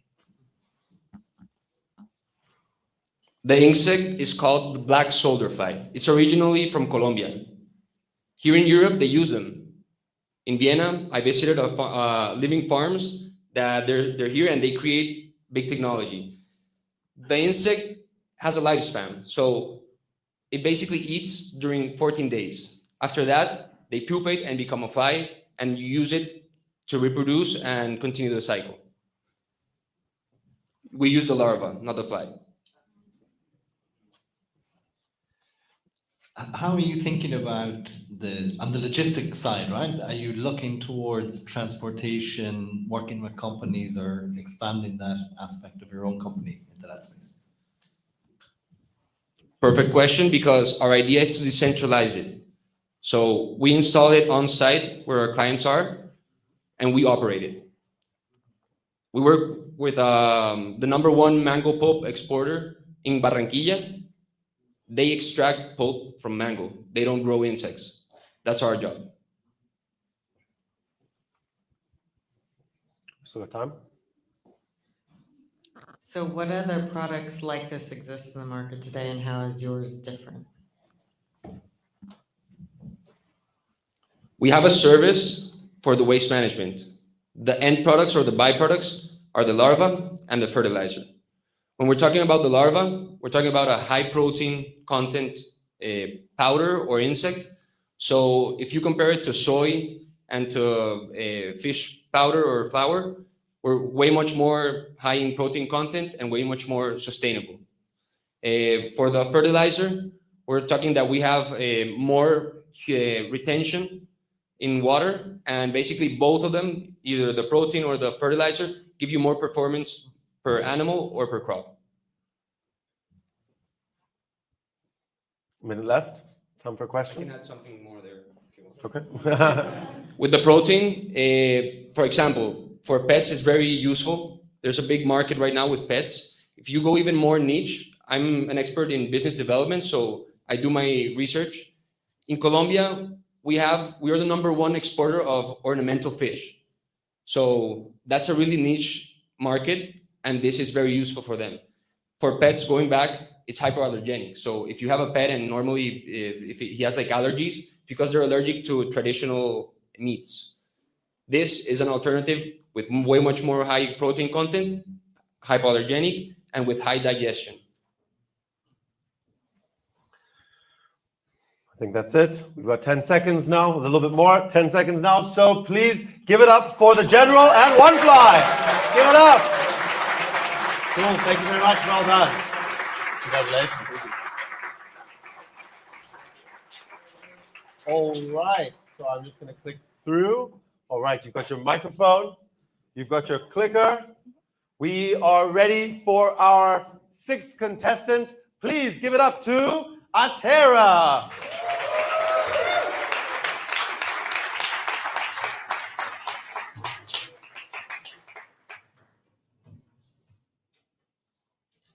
I know you just heard this story, but please bear with me. I am sad to say that I personally contributed to over 10,000 kilograms of carbon dioxide emissions this year, just by taking 20 flights. But what if I told you there was a way to power planes from the pollution that it produces? I'm Shivani, co-founder of Atera, where we are transforming CO2 into biofuels to fuel planes using microalgae. We offer the refiners carbon dioxide derived bio oils, where they can convert the oils into sustainable aviation fuel at a price of 1,000 euro per ton, projected at our pilot scale. We also offer a path where we can use the wastewater and carbon dioxide that they emit to produce our oils to create a fully circular system, as well as creating high quality oils that are on par with palm oil, having consistent and stable supply. Our beachhead market is very focused to Northern European SAF refiners. Why? We all heard today that there is a huge demand for SAF. These companies in Northern Europe have the plantations today to convert oils to SAF. What they don't have is a cheap, clean, stable supply of oils that they can plug into their systems. That's where we come in, and that's how we want to scale to Europe, to the world, and we don't want to stop there. We can use the same technology and produce different ingredients and penetrate into the biotech and cosmetic space.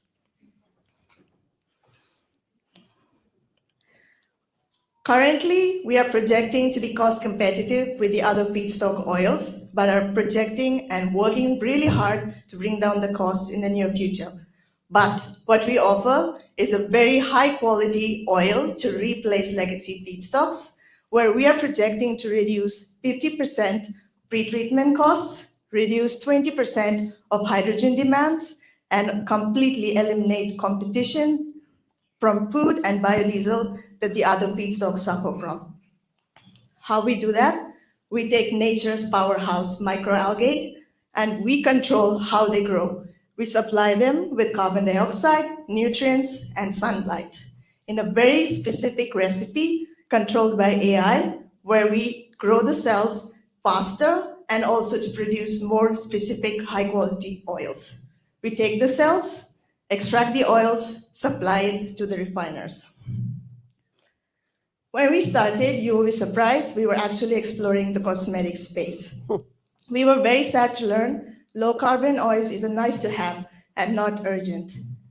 During our customer discovery, we were actually approached by ANA, Japan's leading airlines, and asked us, have we ever considered the SAF space?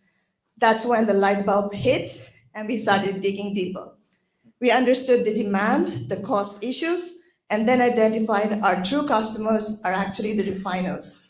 Then we talked to Honeywell, UOP, and Total Energies, which we are building early relationships for our proof of concept. We know that this space is highly commodity driven. We know that the prices are fixed, margins are low. So what we are working towards is reducing how we produce the oils. So our key drivers are the first partnerships that we're able to achieve, as well as how we scale up our technology to drive down costs. We know our oils are high quality, but we also know that we have the potential to be carbon neutral and even carbon negative. And we also completely eliminate the land and water demand that other oils such as palm oil and camelina oil have.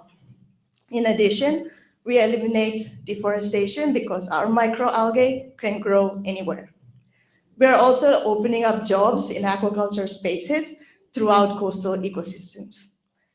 I'm Shivani, a scientist and entrepreneur, and we built this company as a team of scientists driven to make an impact on the climate.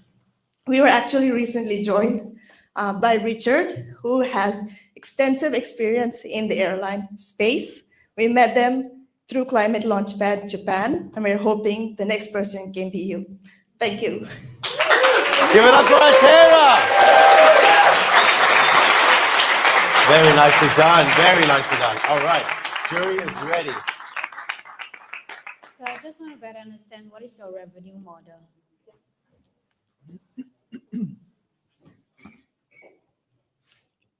Sorry. So our revenue model, initially, we are targeting the licensing model because we don't want to build plants ourselves, which is why we started talking to our early potential customers, which are the refiners themselves, so that they can license our technology and help us build. We're still exploring if it's joint venture or complete licensing. That depends on our IP as well, which we're working to find.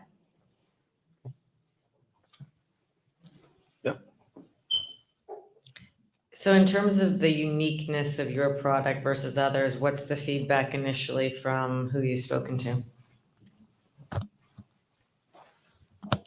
It's a great question, and I don't know if you're aware, there are very famous microalgae companies that went bankrupt this year.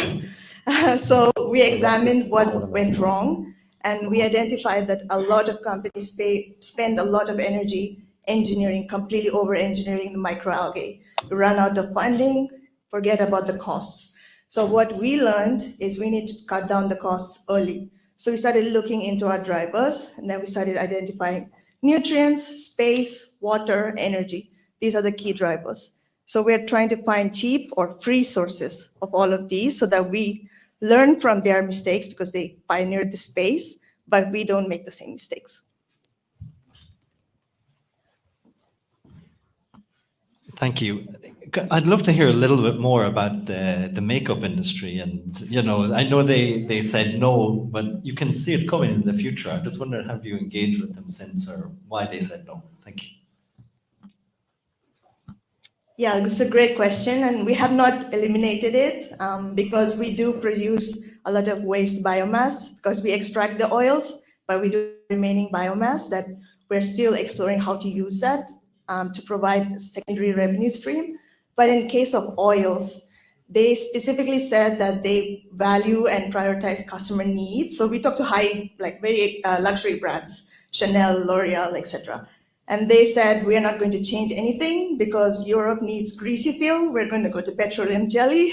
And then Asia likes very skinny, thin, glossy look. So we're going to mineral oils. We don't care about your oils. Very direct, very honest. So now we're looking at the materials, and we identify that microalgae actually have antioxidants. So you put anything anti-aging, jackpot. So that's our secondary revenue stream. Nice. All right, we've got a minute left. Yeah. On what scale have you tested this idea? So now we are at lab scale, and we are producing 2-liter volumes. We have many tanks going in parallel, and we are now raising pre-seed funding to actually deploy this in a greenhouse space, expanding this to over 100-liter volume, because for the first pilot partnerships, they want to see volumes because otherwise nobody's interested. So that's why we're raising pre-seed funding and testing up. 20 seconds. The team that you showed on the slide, is everyone doing this full time? Yes, great question. We started off with almost no money, so it was just me full time. And we have our advisors who are professors at my university and they're collaborators. And Richard joined just with the belief that this is going to do well. And we are raising pre-seed now to hire people full time, including him. So. And with that, that's a wrap. Please give it up to Atero!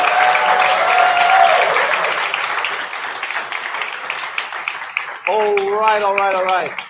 This is the part that I was last minute prepared for. So what I didn't mention earlier is that we have some online participants that are also going to be pitching. So say hi, guys. Hi, guys. There we go. Hello, guys online. I hope you guys are well, and I hope you've been able to hear us, that you're there. Let's just maybe do a quick test. For EcoGrains, can you say something? Hello, EcoGrains, are you there? EcoGrains, can they hear me? Can you hear me, EcoGrains? Can you hear me, EcoGrains? They can't hear me. You want to just check on that? Love a good technical problem, you know. Tech problems are how we show we're agile and ready and going to make it work. So EcoGrains still can't hear us. But yeah, there we go. Can you hear us? No? Can you hear me, EcoGrains? Not yet? You can now hear me. Woo! There we go. Oh, wait, just to check. Can you still hear me now? Can you still hear me now? Oh, okay, wait. I'm just checking the mics. Don't just give it a second. Yeah, just give a second. I'll tell you when to go. I just want to make sure that both mics continue. Can you hear me? No, she can only hear on this one. All right. So, EcoGrains, you're ready. I'm giving you the floor. Please give a warm welcome to EcoGrains, everybody. And now, EcoGrains, the floor is yours. You can start. You can begin. You can begin. She can't hear us. You can begin.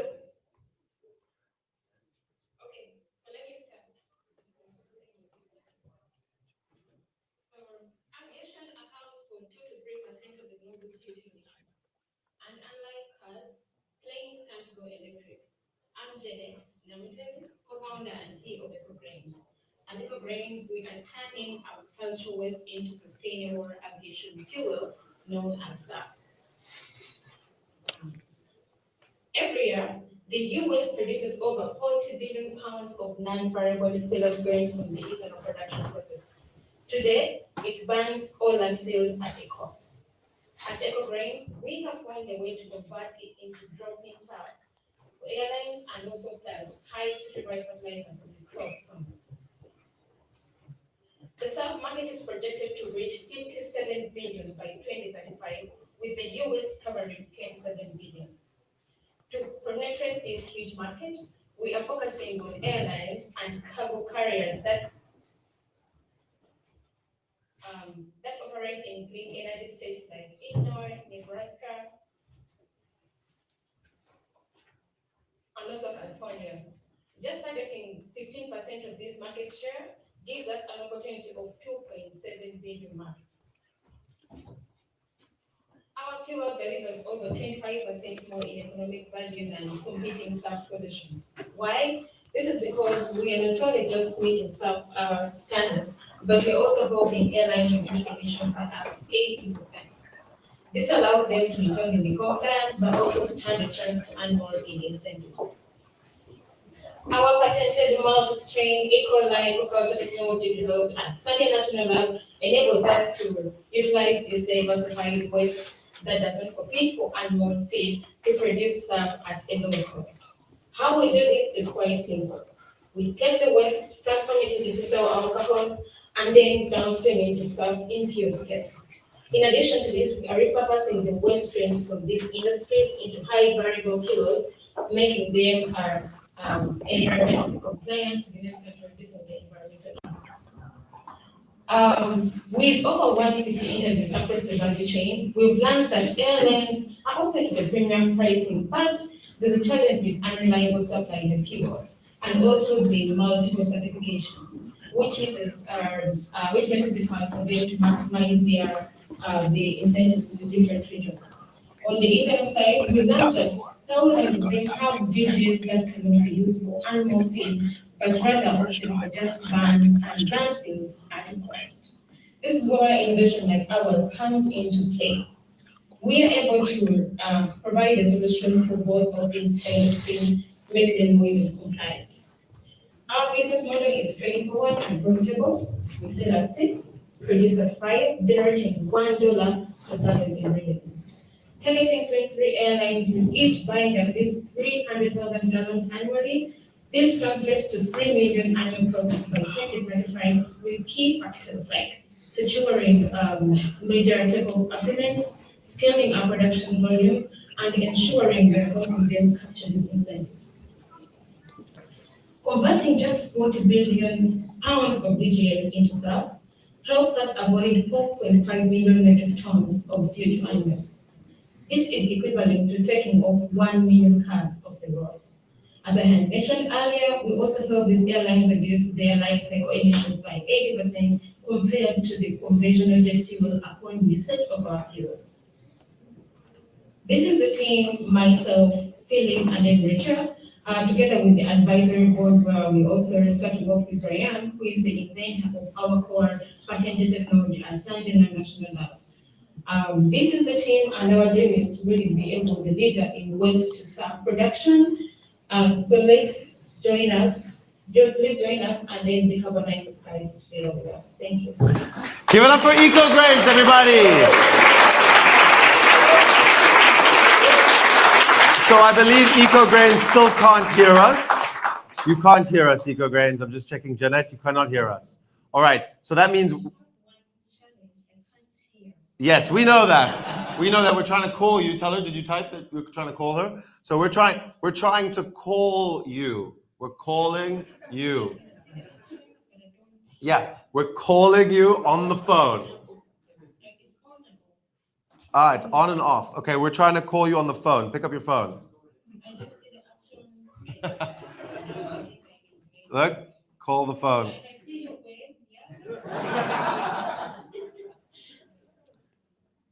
Your phone. No, I think. Are you fine? She's also here, no? I believe. Okay, so if the call doesn't work, we go to the backup, which is to type the question. Picking up her phone. I hope the phone's there. All right. So she's not picking up the phone, which means we're going to start typing the questions to her. So we're gonna do this nicely. Let's start with the questions and let's see if this works. Who's got a question? Keep it concise. You can type it nicely.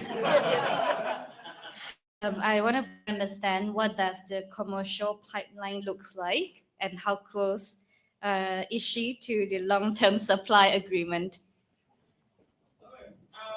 If I understood your question correctly, you're asking about the supply chain. Yes. She's liquid. Yeah. Wow. Let me answer it. She don't have to type. She can reply. There we go. She's got the phone. She found her phone.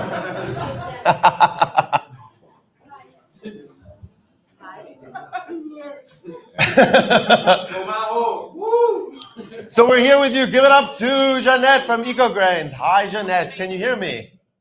You can hear me, Jeanette. All right, awesome. So I'm going to be handing the phone over and the mic to our jury. We're going to give you a little bit of extra time. Let's begin.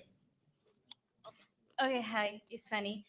Just want to ask, what does your commercial pipeline looks like, and how close are you to long-term supply agreements? So regarding the supply chain, I will start off with the ethanol plants. So far, we have 3 partnerships with ethanol plants in Indiana and Illinois, and they've all been very supportive in giving us their grains, the distillers grains that we're using into our process. On the side of the airlines, we've spoken with a few, though we're still looking for more, like Qatar Airlines. We've spoken with also with the manufacturers like Boeing. They're all very, very supportive, and though we are very much early, but they're very supportive and they want to help us have our fuels tested into their engines for the manufacturers like Boeing. Very nice. Very nicely answered. Here we go. So there seems to be a lot of new technology in this space. What's the real differentiating factor of your solution? I think when I look at the space, I will start off with the technology. For a long time, we all know the ATJ process, and we can use alcohols to produce the stuff. But the challenge has been into how do we produce these advanced biofuels like the isobutanol that have higher carbon intensity. And it has always been hard to produce them at a cheap cost. That's why ethanol has really taken off on a huge large scale. So what we've really discovered with our technology, we are able to produce these advanced biofuels like isobutanol at a very cheap cost, which gives us a chance to produce them at a cost-effective scale. Perfect. Next question. Thank you, Janet. I'm Brian. I am blown away by how you've kept so cool and calm throughout this presentation to a room from somewhere across the world. My question to you is, what has personally motivated you to go into this field and to start this process of where you are? What is your own personal motivation for this? Thank you. For the motivation? Mm-hmm. Oh, okay. I grew up with my dad. He is an automotive engineer and also long distance driver. So I used to work with him in the fuels, but I don't think I'd ever thought I would have a chance to work on fuels. But the story came in quite fast. I did software engineering, worked in the bank, realized I needed to do entrepreneurship. Then I came to Notre Dame. So in Notre Dame, I was exposed back to the clean energy space. And it was quite interesting that I realized, I can actually go back to fuels, but I didn't know the science, but I was like, I think it's learnable. And within these 2 years, it has really been quite an interesting journey to go into fuels. Definitely, I keep telling my dad, I didn't realize I was going to be working in fuels, but now here I am. I'm actually now making better ones, not just the fuels just used in their engine. So that's how I end up in the fuel space. Perfect. Thank you. We've got time for one more question while we do this awesome setup. Hello. What's the next step after this competition? What's the next step of what? After this competition, what is your next step? We recently won $3 million from the Department of Energy, and we began actively sourcing these grades from the West from the different industries and vegetable oil producers. So one of the key aims is to really scale up and optimize our processes. Right now we are at smaller scale, simply want to optimize the process. We are around 50 liter to 100 liter scale. But now the goal is first optimize, increase the yield rate from at least about like 90%. Then we do a scale up of up to, we want to 10x it up to 1,000 liters. Then from that point, if the goal is now co-locate with these ethanol plants that are already giving us their waste. And then that way we will see ourselves going to the industry. Yeah, through that kind of route. Amazing. Jeanette, I'm James, your host here. You've done a fantastic job. Thank you for handling that so cool and calm and collected. So I want you guys to be really loud so that Jeanette can hear you.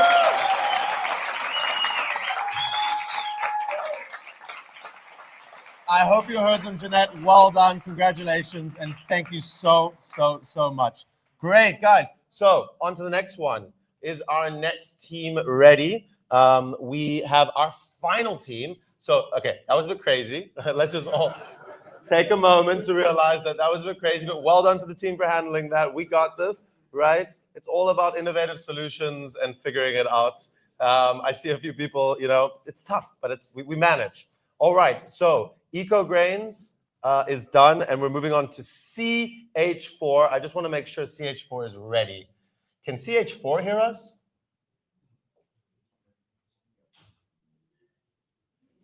CH4, Gabriella, can you hear us? No. Okay, so we're going to do it the same way. We're going to type to Gabriella and tell her that we're ready to start. But first, give it up for CH4.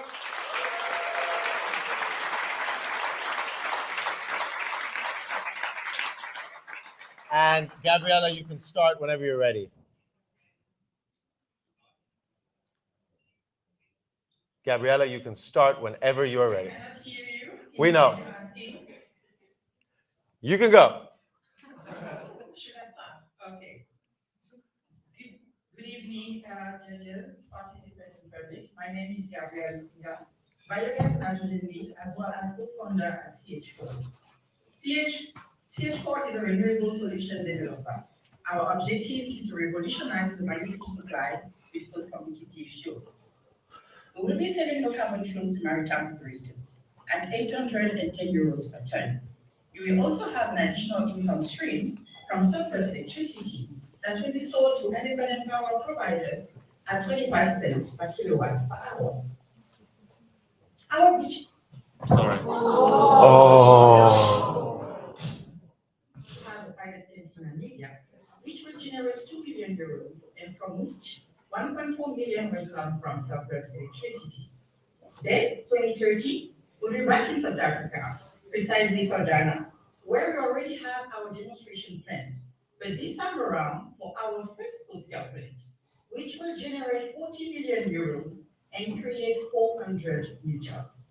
Then, 2032, we are aiming to have 2 full-scale plants, one in Oman and one in Northern Africa, noticing that we do not have any competitors in Africa currently.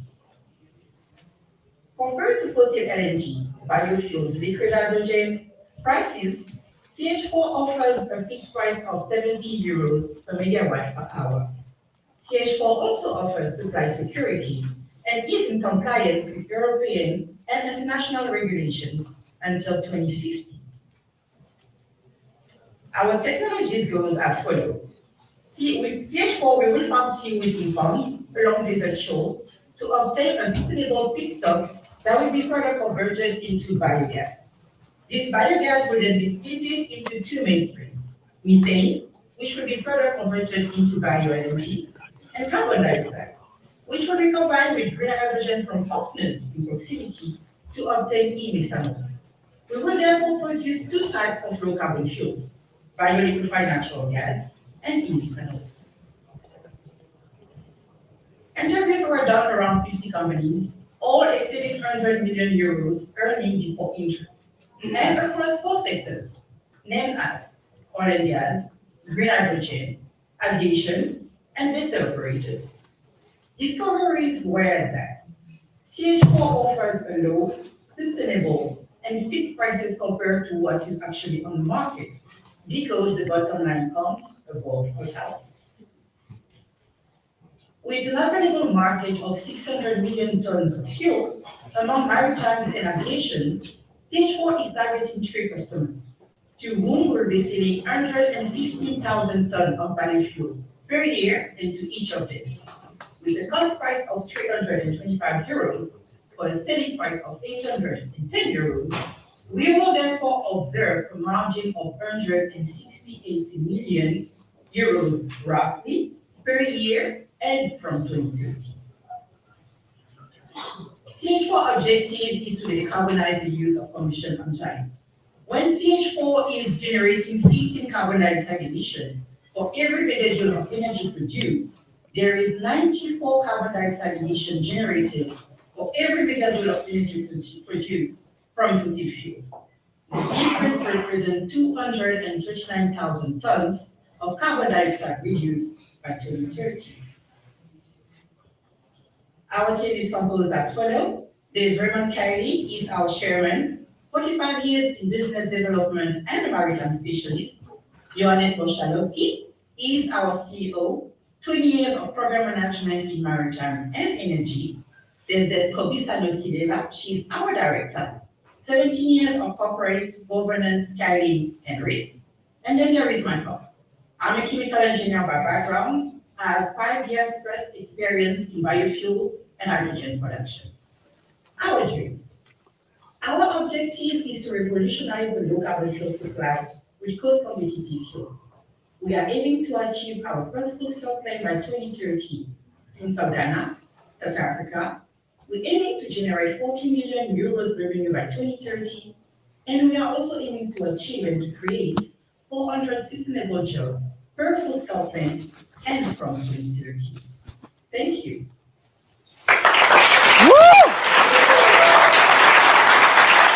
All right, message sent. All right, Gabriella, I don't think you can hear us, but we're calling you on your phone. We're calling you. I still cannot hear you, but... Yes, there's the phone. Fantastic. Hi, Gabriella. How you doing? Hello. You good? I'm good and yourself. Very good. Turn the volume down.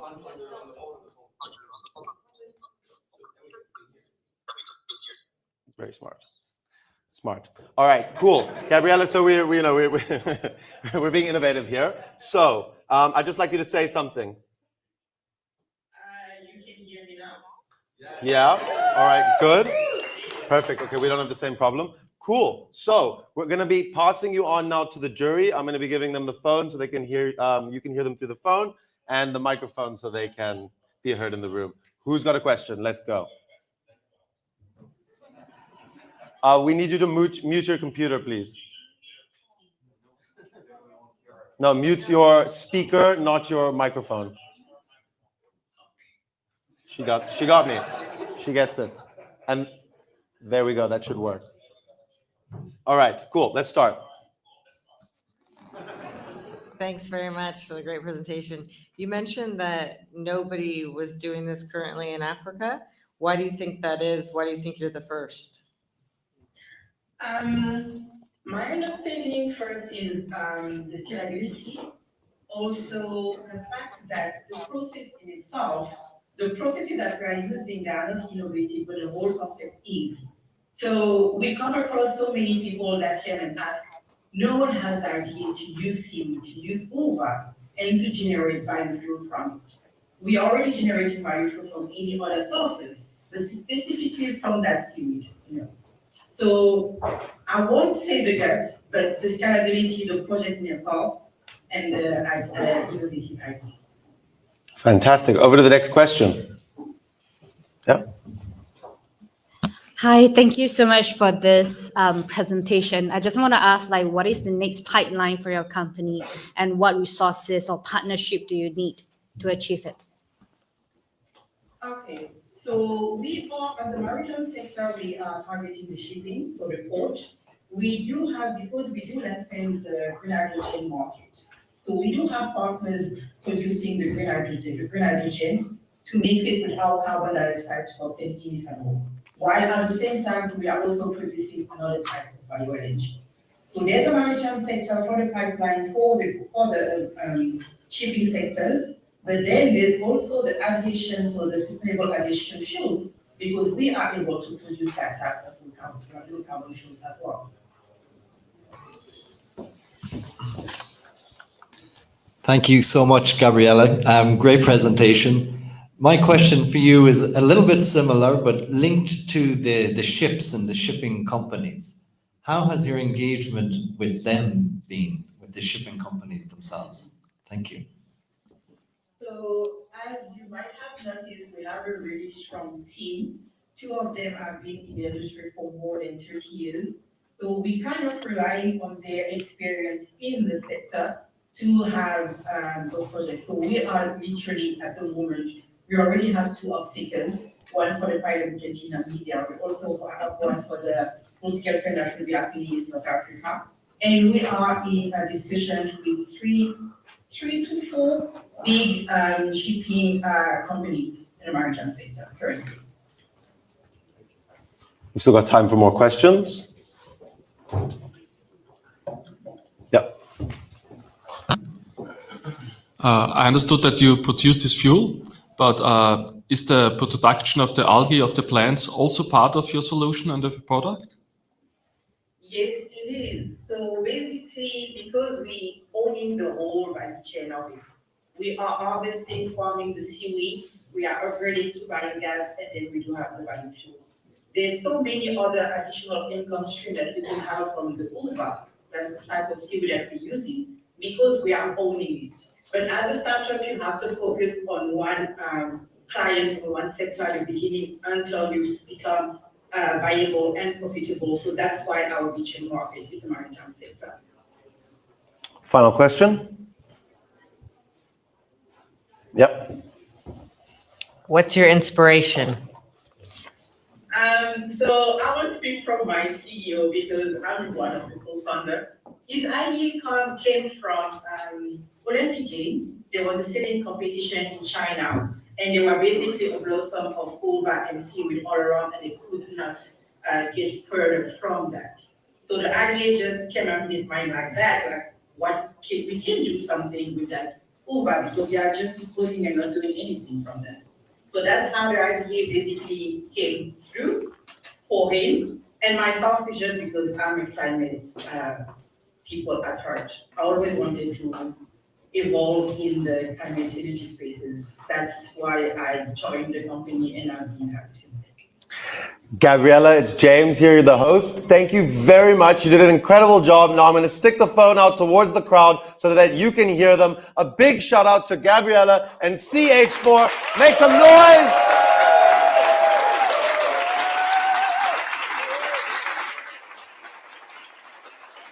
Well done, Gabriella. Shop, shop, and thank you so much.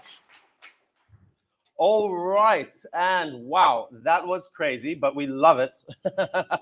I love when these things happen. So thank you all very much. I know not everybody does, but we did our best and it worked. And that is the end of the pitch competition so far. So that's it. Give it up for our 8 startups. You guys did an amazing job. Online, you can see us. We're cheering you. We're cheering you on. Amazing, amazing job. So your job is done. Now it's the job of the jury to get this done and decide on the winners in under 15 minutes. All right? So get out of here. You've got a big job ahead of you. Godspeed. Good luck. And we'll see you guys in 15 minutes. Thank you all very much. Cool. So we're not taking a break. We're still here. We're still here. Thank you. Thank you. Love it. Love the support. I don't need this microphone anymore, so you can get rid of that. For now, someone keep it. We'll take a deep breath. Yeah. Bathroom break. Team agrees. Team agrees. All right, guys. Yeah, but wait. We're gonna make an agreement, right? 5-minute bathroom break, and then you are back in your seats. I don't want to have to come and There get are you. also bathrooms there and there. Bathrooms there and there. Big shout out. Thank you all very much.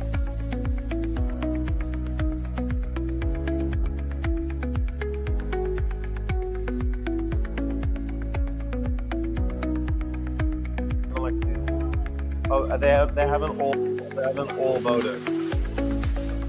Yeah, once they're back, we're gonna go straight to the people. Yeah, we're gonna go straight to the people's. Yeah. And hand it to me folded, because I want it to be a real surprise.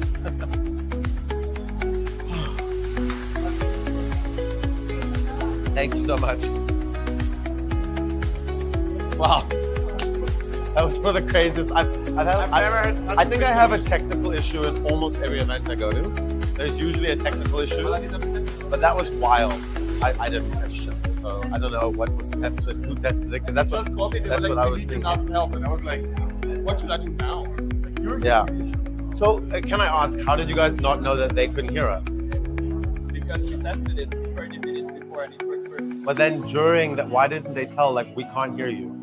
The whole event was occurring. They were supposed to be able to hear everything. And So there was... That was super interesting question. Did they hear us during the pitch? No, they obviously didn't. But Because they could look at the live stream as well. That would have been an option. Yeah, but the point is they were sitting in the Zoom call and they didn't know. They were just following the slides probably. Apparently, yeah. And they couldn't hear. So that was the... And they would never communicate to us. And maybe we just asked them. They Yeah. would never communicate to us. I can't hear you. And then we would have fixed it like at the beginning. Yeah. The only thing that I thought was... I don't know what happened. At what point it stopped? Yeah, we don't know. Someone told me that we never should be using the mics, but that was 5 minutes. Wild. Again. Anyways, I think it worked. To be honest, Yeah, I saw. it It worked really well. I saw this. Am I still live? Am I still live? Turn it off. It's like this Trump and Xi Jinping stuff. Now it should be on.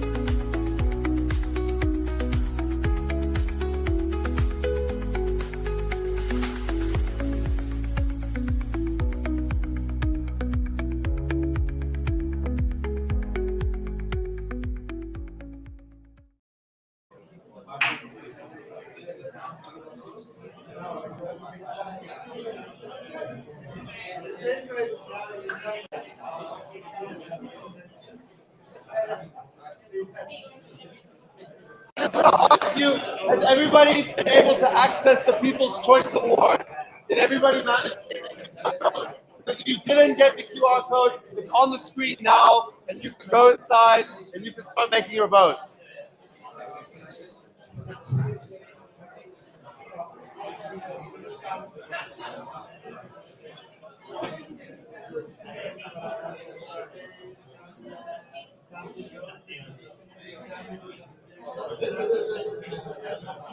So there's still a line at the toilet, but I would like to just mention that the QR code for the People's Choice Award is still up here on the screen now. So if you haven't voted yet, please start getting your votes in. Because when you guys come back, I'll give you like 30 seconds to place your vote, and then we are going to do what we got to do. So come on, guys, QR code, bang. Did you hear me? It's gonna be like 30 seconds. They're gonna come in. I'm gonna let them do it. Yeah, just play the seat.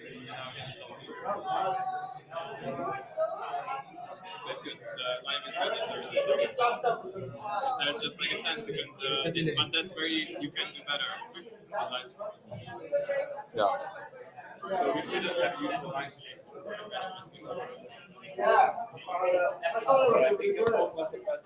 Because type in here, that's also very. No, I made it. Like the wrong question.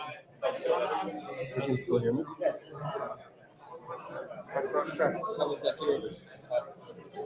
I also thought it was like, you know, like you can be a millionaire competition, like your phone name.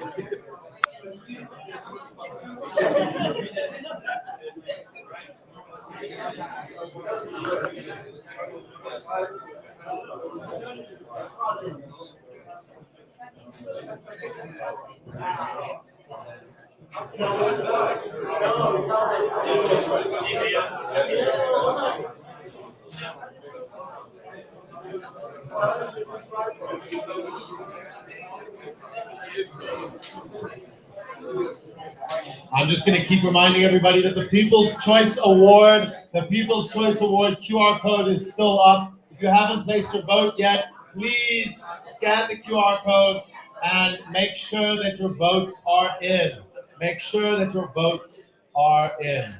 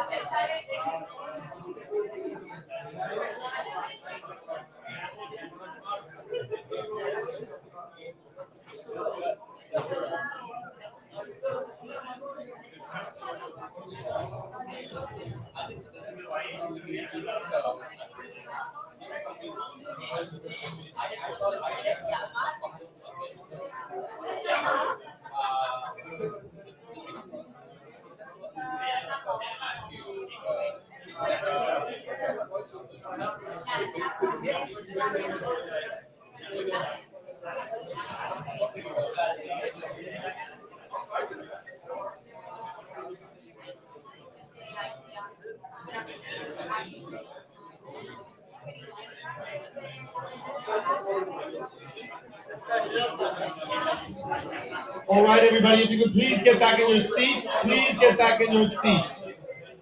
Please get back in your seats. Thank you very much. Guys at the back, please sit down. Get this QR code, the People's Choice Award. The voting is happening. The voting is happening.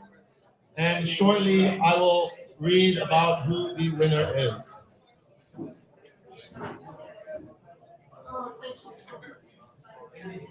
So keep those votes going. We're watching it live. We're watching it live. Please get back in your seats, everybody. Please get back in your seats.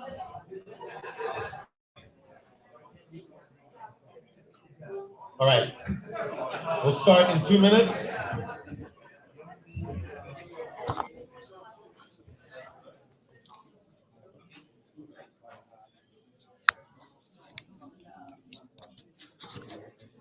Very nice, everybody. Thank you, guys. All right, so most of us are back now. Cool. Has everybody scanned the QR code? You're at the front, man. Okay. Yeah, you can vote. You can vote for yourself. You can vote for your team members. Okay. So that's it. Last chance. 3, 2, 1. And before I carry on with the People's Choice Award, I'd like to tell you guys a little bit about the Climate Hive community. So guys, please join the Climate Hive community. What this is it's a global network that is committed to connecting change makers, thought leaders, innovators like yourself, really spread all around the world. You're all actively contributing to shaping the future of sustainable solutions. And so you can really get to know other people. So please join the Climate Hive community, climate-hive.org. And yeah, I think we are ready. So we're gonna start with the jury are deliberating. Thank you, startups. Oh, I'm going backwards. Cool, things got crazy. So we will now begin with the Pacific Islands Awards. And I would like to welcome onto the stage, this will be presented by Robert Sheridan from Irish Aid and Maho Aroyana from ClimateLaunchpad. Give it up, where are they?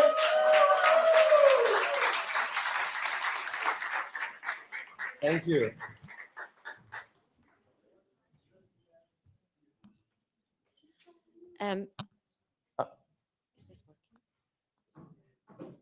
Hello. No. Hi, everyone.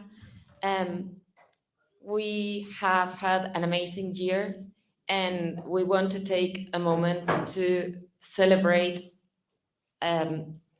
our gratitude and our extensive work with the Pacific Islands. I would like to take this moment to thank our founders who have allowed us to have this opportunity.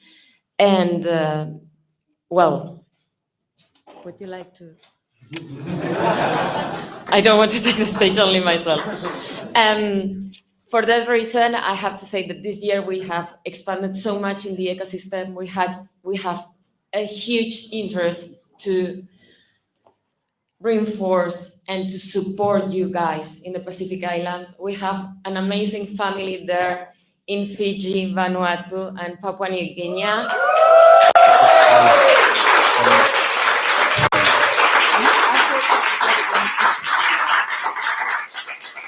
We have a local coach, Joshua, from Fiji as well.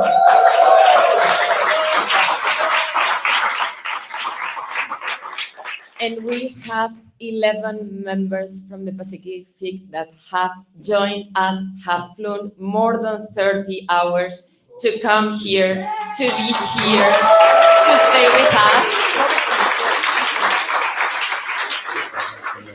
So we want to take a moment to also congratulate the amazing startups that they have done an amazing job this year. So we have small prizes for the 3 startups from Papua New Guinea, Vanuatu, and Fiji, Boss Group PNG, Pacific Protect Reef Safe Sunscreen, and Via Aquaculture. Please, Kevin, Ben, and Merida, join us on the stage.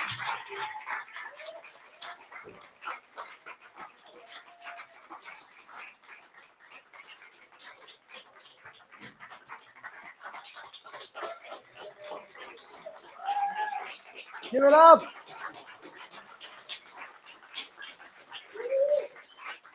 And we, as I said before, we couldn't do this without our amazing founders. Thank you so much, Bank of America and Irish Air. And I'll pass the word to. I assumed I was just going to be the glamorous assistant, but just to very briefly say on behalf of Irish Aid, it's been an absolute pleasure sitting here and being here with you all, going through the various presentations today. Irish Aid is has been committed over the last few years to climate kick and climate innovation more broadly, and we're very happy to be able to say that that's where our intentions are going to be into the future as well. So thank you very much, and thank you all today, and warm round of applause for our finalists. Give it up.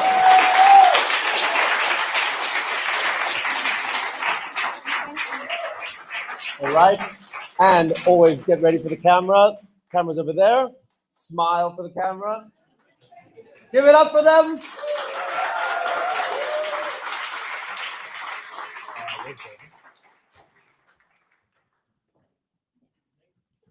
Next, give it up.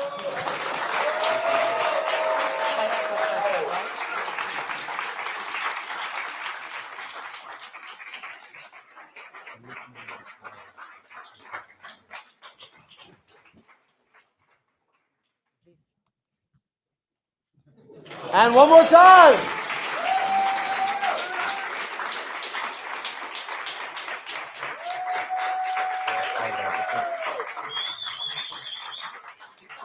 Fantastic. Thank you very much. You can hand that over to someone over there so they can handle it. I've got a lot of things in my hand now.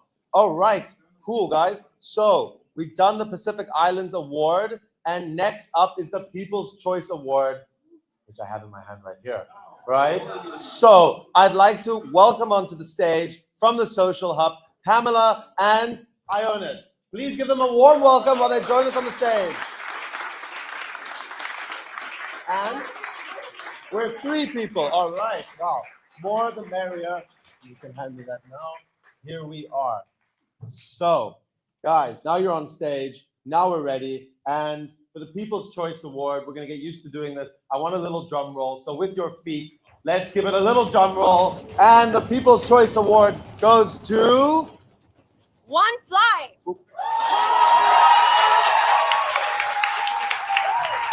You guys know it. One Fly. Give it up for One Fly.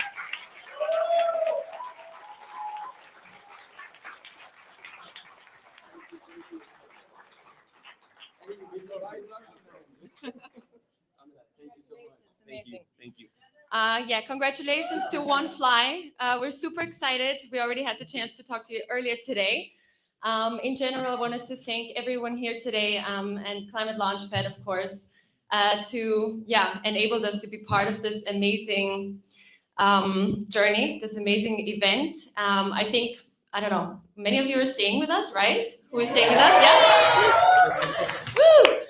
It's been really a pleasure to host you as well. All the staff was so happy to have you here. It's so special.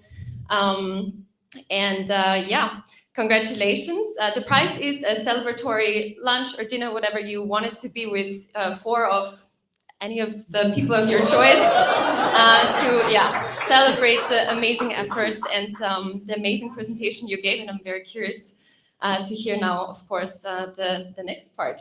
Fantastic. So a big round of applause and eyes on the camera over there. Give it up for One Fly.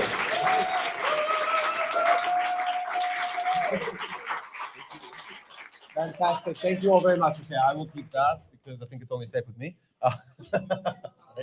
All right, guys. Woo. We have made it to the end. I see the jury are back.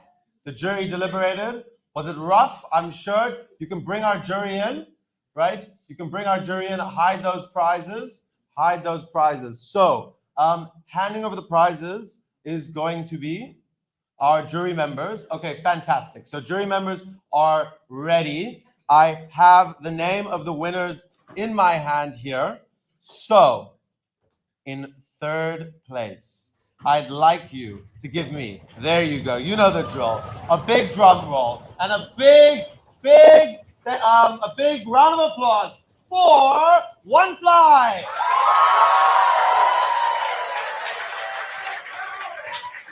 Come on stage.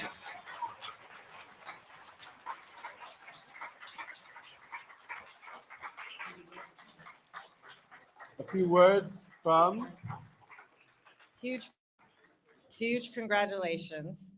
We liked the pitch. We were convinced, making food waste more productive, products inspiring multiple industries, and it's not just one fly, it's many flies.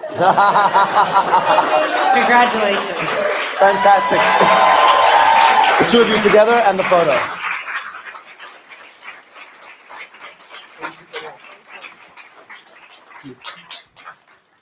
All right, so thank you very much. And now, in second place, I always have to make sure I read the handwriting up. I'd like you guys to give it up for Chaya. Give it up for Chaya in second place.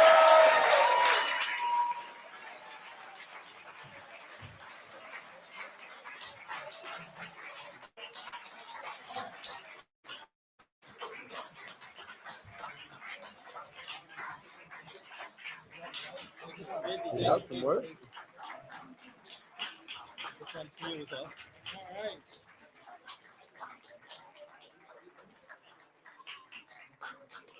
Very briefly, guys, very briefly, presentation was awesome. The idea of creating lots of jobs and in a really important part of the world, bringing the green transition locally, we were very impressed. Well done. Thank you. Fantastic. Well done, gentlemen.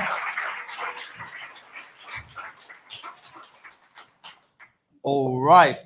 And can you believe we're here, right? Can you believe we're here? I'm going to keep the anticipation up. I mean, third place, second place, the People's Award, the Pacific Award, so many awards. Give us a big drum roll. In first place, the winner of the Climate Launchpad 2025 is CH4. Give it up for CH4.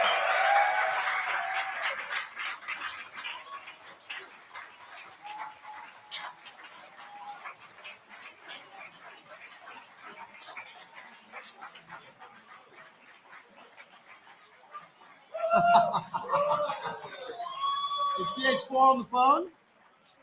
Let's see, do we reach CH4 yet? I mean, they'll find out eventually, right?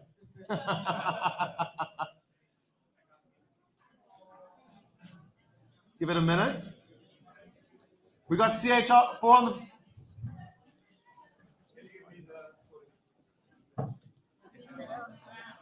Gabriella, can you hear me?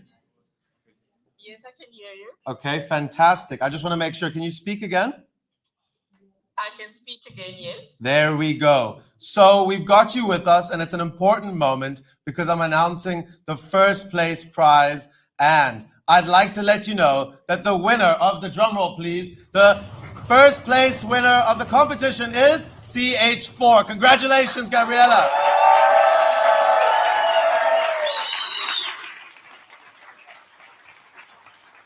And onto the stage, just come on stage.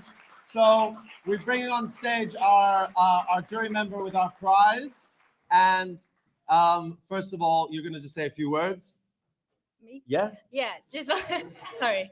Yeah, just want to say that the presentation was great. It's really just, working with the industry player, making it very business model, scalable. So thank you so much for it. Any words from you, Gabriella? Thank you for the opportunity. I have to say, really thank you for being able to accommodate me, even though I'm far away. And thank you for what you're doing to giving place and exposure to startups like us. We just need a voice. Thank you so much. Give it up for CH4. We're going to take a photo like this. Eyes on the camera.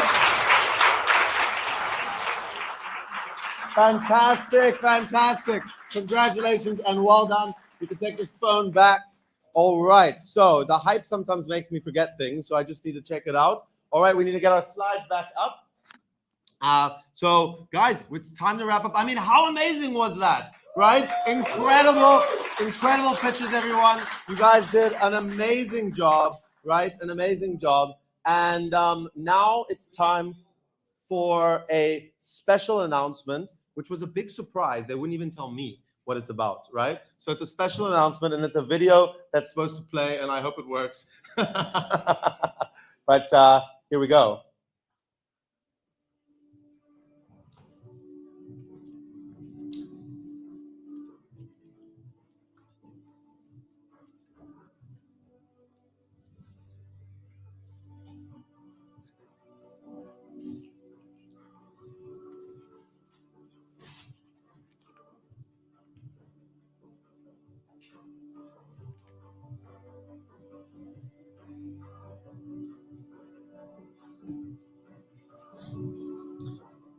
Are we going?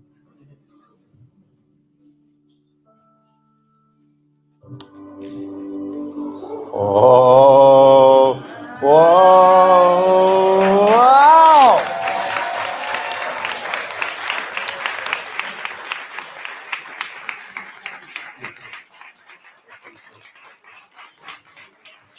All right, so thank you. I'd like to represent Singapore as a Singapore citizen, not as a government, to say, well, welcome to Singapore. I think you will love it because in Asia, we truly believe in harmony, collective intelligence, and we have fantastic, fantastic food. So we'll welcome you there next year. See you. Fantastic! Singapore 2026. Give it up for ClimateKit. Give it up for ClimateKit for doing an incredible job.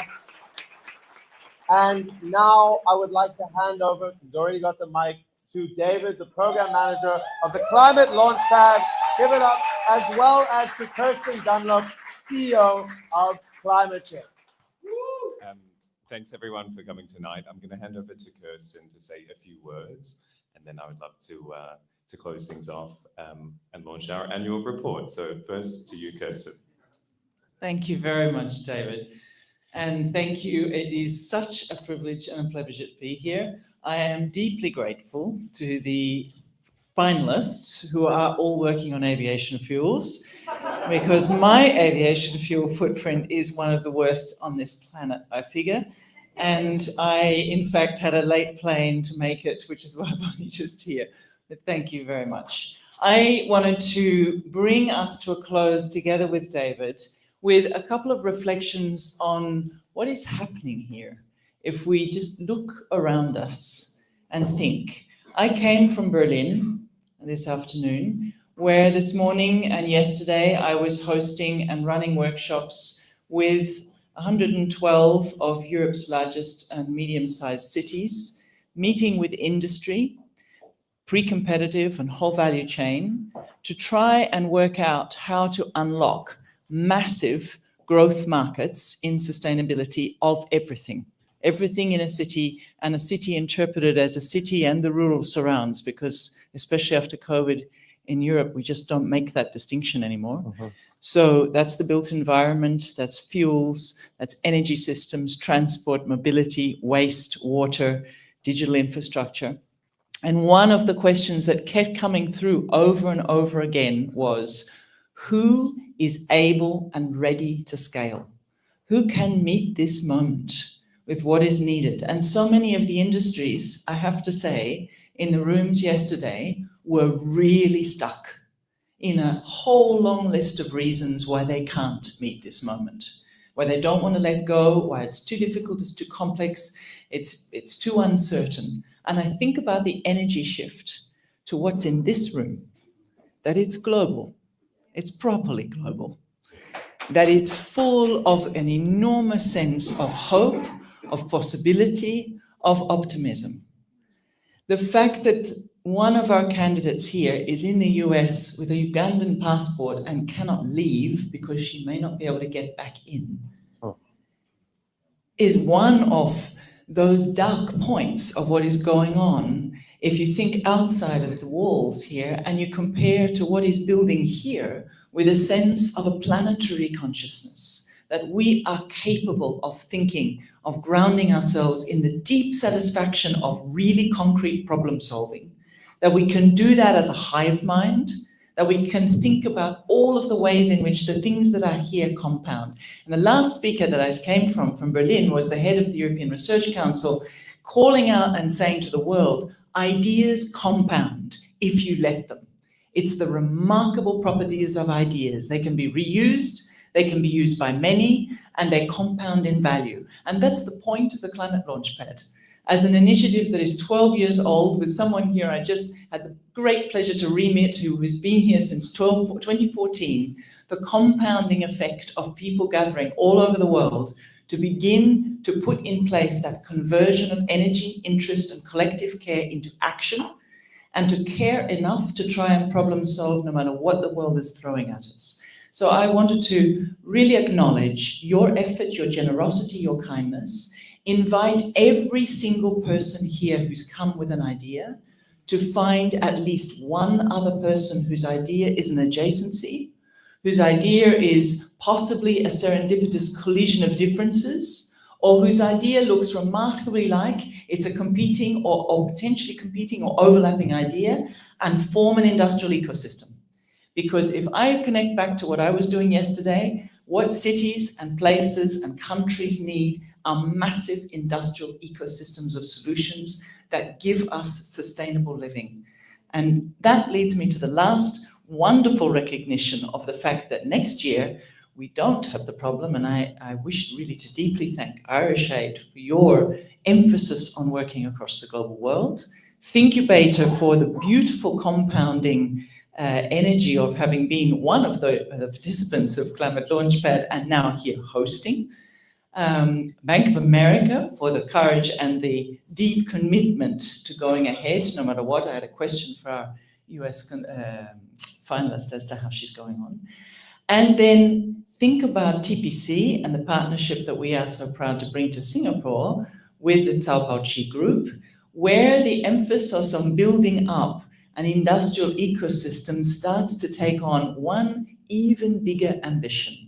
Not only do we come up with concrete solutions for materials, for plastics, for waste, for biofuels, for food systems, for soil, but we then take our ambitions up to recode the global economy for success metrics based on well-being, on regeneration, on love, and on a fully holistic planetary sense of how we live well. So the invitation from this year to next is we lift our sights, we compound the ideas, and we take on the entire global economy, just at a time when God knows we need it.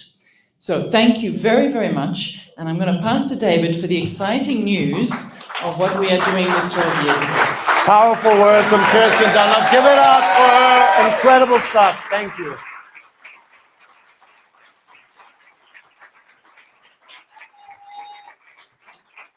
Thanks, Kirsten, for those words, and I'm sure this will be a bit of a hard act to follow, but I'll do my best. So I just wanted to say, wow, what an incredible 2 days that we've been able to share together as part of this global community of climate innovators, change makers, and those who support them.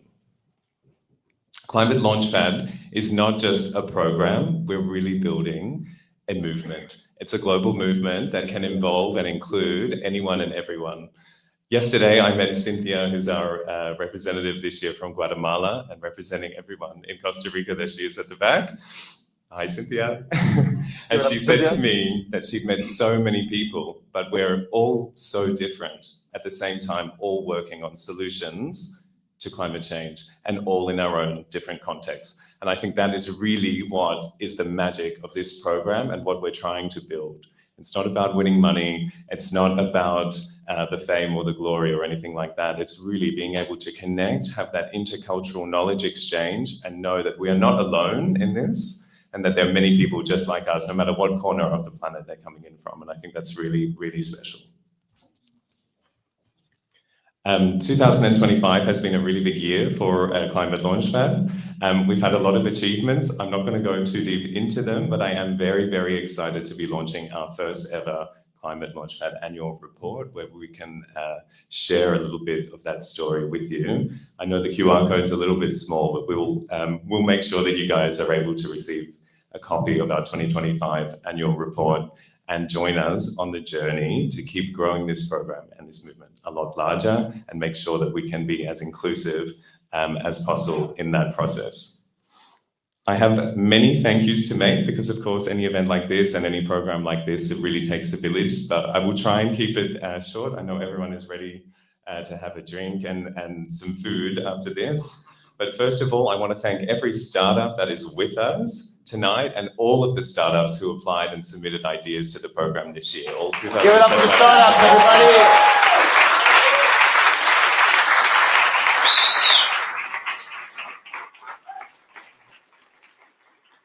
This program would not be possible without brave and courageous people like yourselves who take the risk to put their idea out there and stand in front of a group of people like us and defend it. So well done, and thanks for bringing that energy.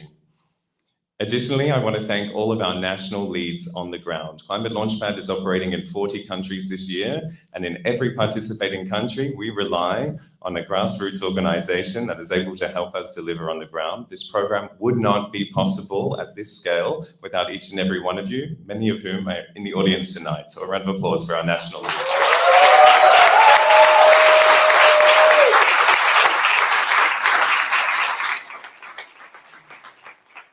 Another super important element to our program is our incredible community of trainers, and we're very lucky to have about half of our trainers here tonight. There's 6 of them here in the audience.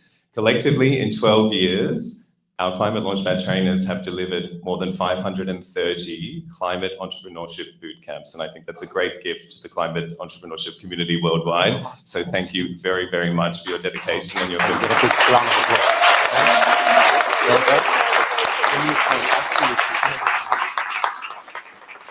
Just be ready.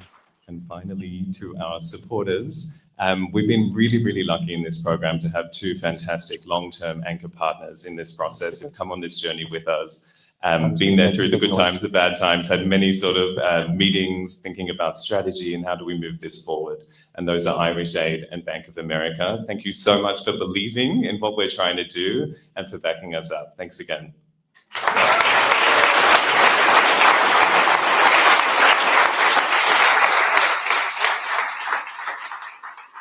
And of course, in this event, we welcomed many, many new partnerships this year to make this Global Grand Final and Climate Innovation Festival happen. I am going to mention many of them, sorry, but the Austrian Ministry of Climate Action really came in and has helped support this event all the way from when it was just a concept note on a piece of paper. So I really want to thank the Austrian Ministry for their support.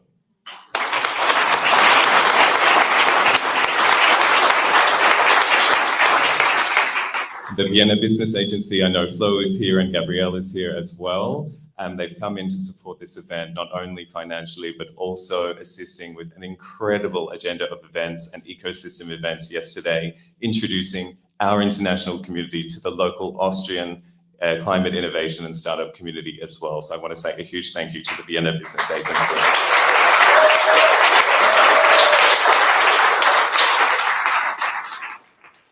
To the city of Vienna, who has welcomed us and organized a fantastic dinner at the City Hall last night. Thank you very, very much.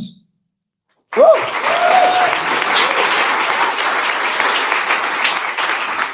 And I'll quickly thank BDO Austria, the Raiffeisen Bank, and also the Social Hub for your strong support.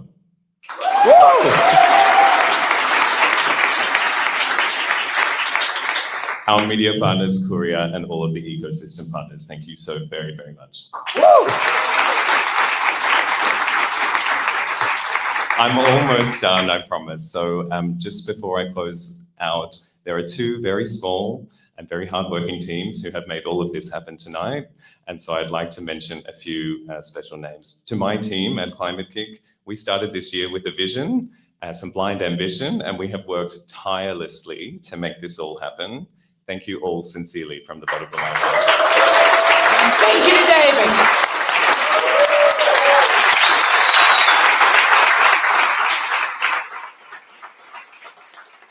So to Alex, Felipe, Peter, and of course, Majo.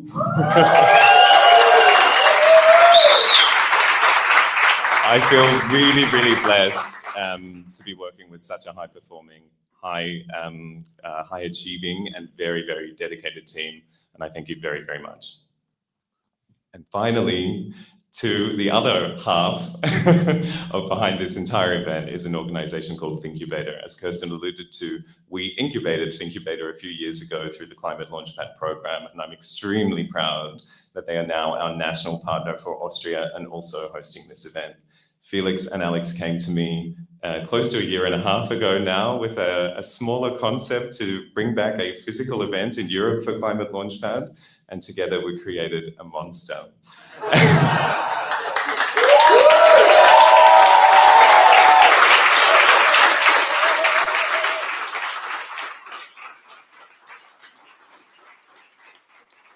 So I want to personally thank the entire Thinkubator team, Alex, Bastian, Anna, Lotte, Sophie, and Felix.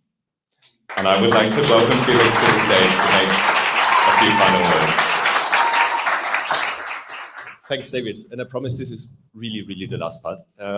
David, we started working on the project more concretely 10 to 12 months ago. And you not only incubated Thinkubator, but you also incubated, in a way, the Climate Innovation Festival with us, for which we are very grateful for making this possible with us. There is also going to be a Climate Innovation Festival next year. And I think it's a very important sign, because for me, in public opinion, climate innovation didn't feel like the cool party or the appealing thing to do in the last couple of months. But today, with all of you, all the volunteers, everybody who's here, I think it's proven wrong. It is the best place to be in for talent, young and old. It is the place to be to save the world. And yeah, thanks for making that possible with us, for us, and to all of you. Enjoy the evening and the dinner. Shout out. Well done. Cool, guys. The only thing I'm going to say is one more time, a big thank you to the Climate Launchpad, a big thank you to Thinkubator for making this happen, a big thank you to all the volunteers, everybody involved. It takes a big team, it takes a village to make something like this happen. And of course, thank you guys for being here tonight. Drinks, dinner here, Club Berlin after party, and I think that's it. I'm James. It's been a pleasure to be here with you. And thank you guys very much. Woo!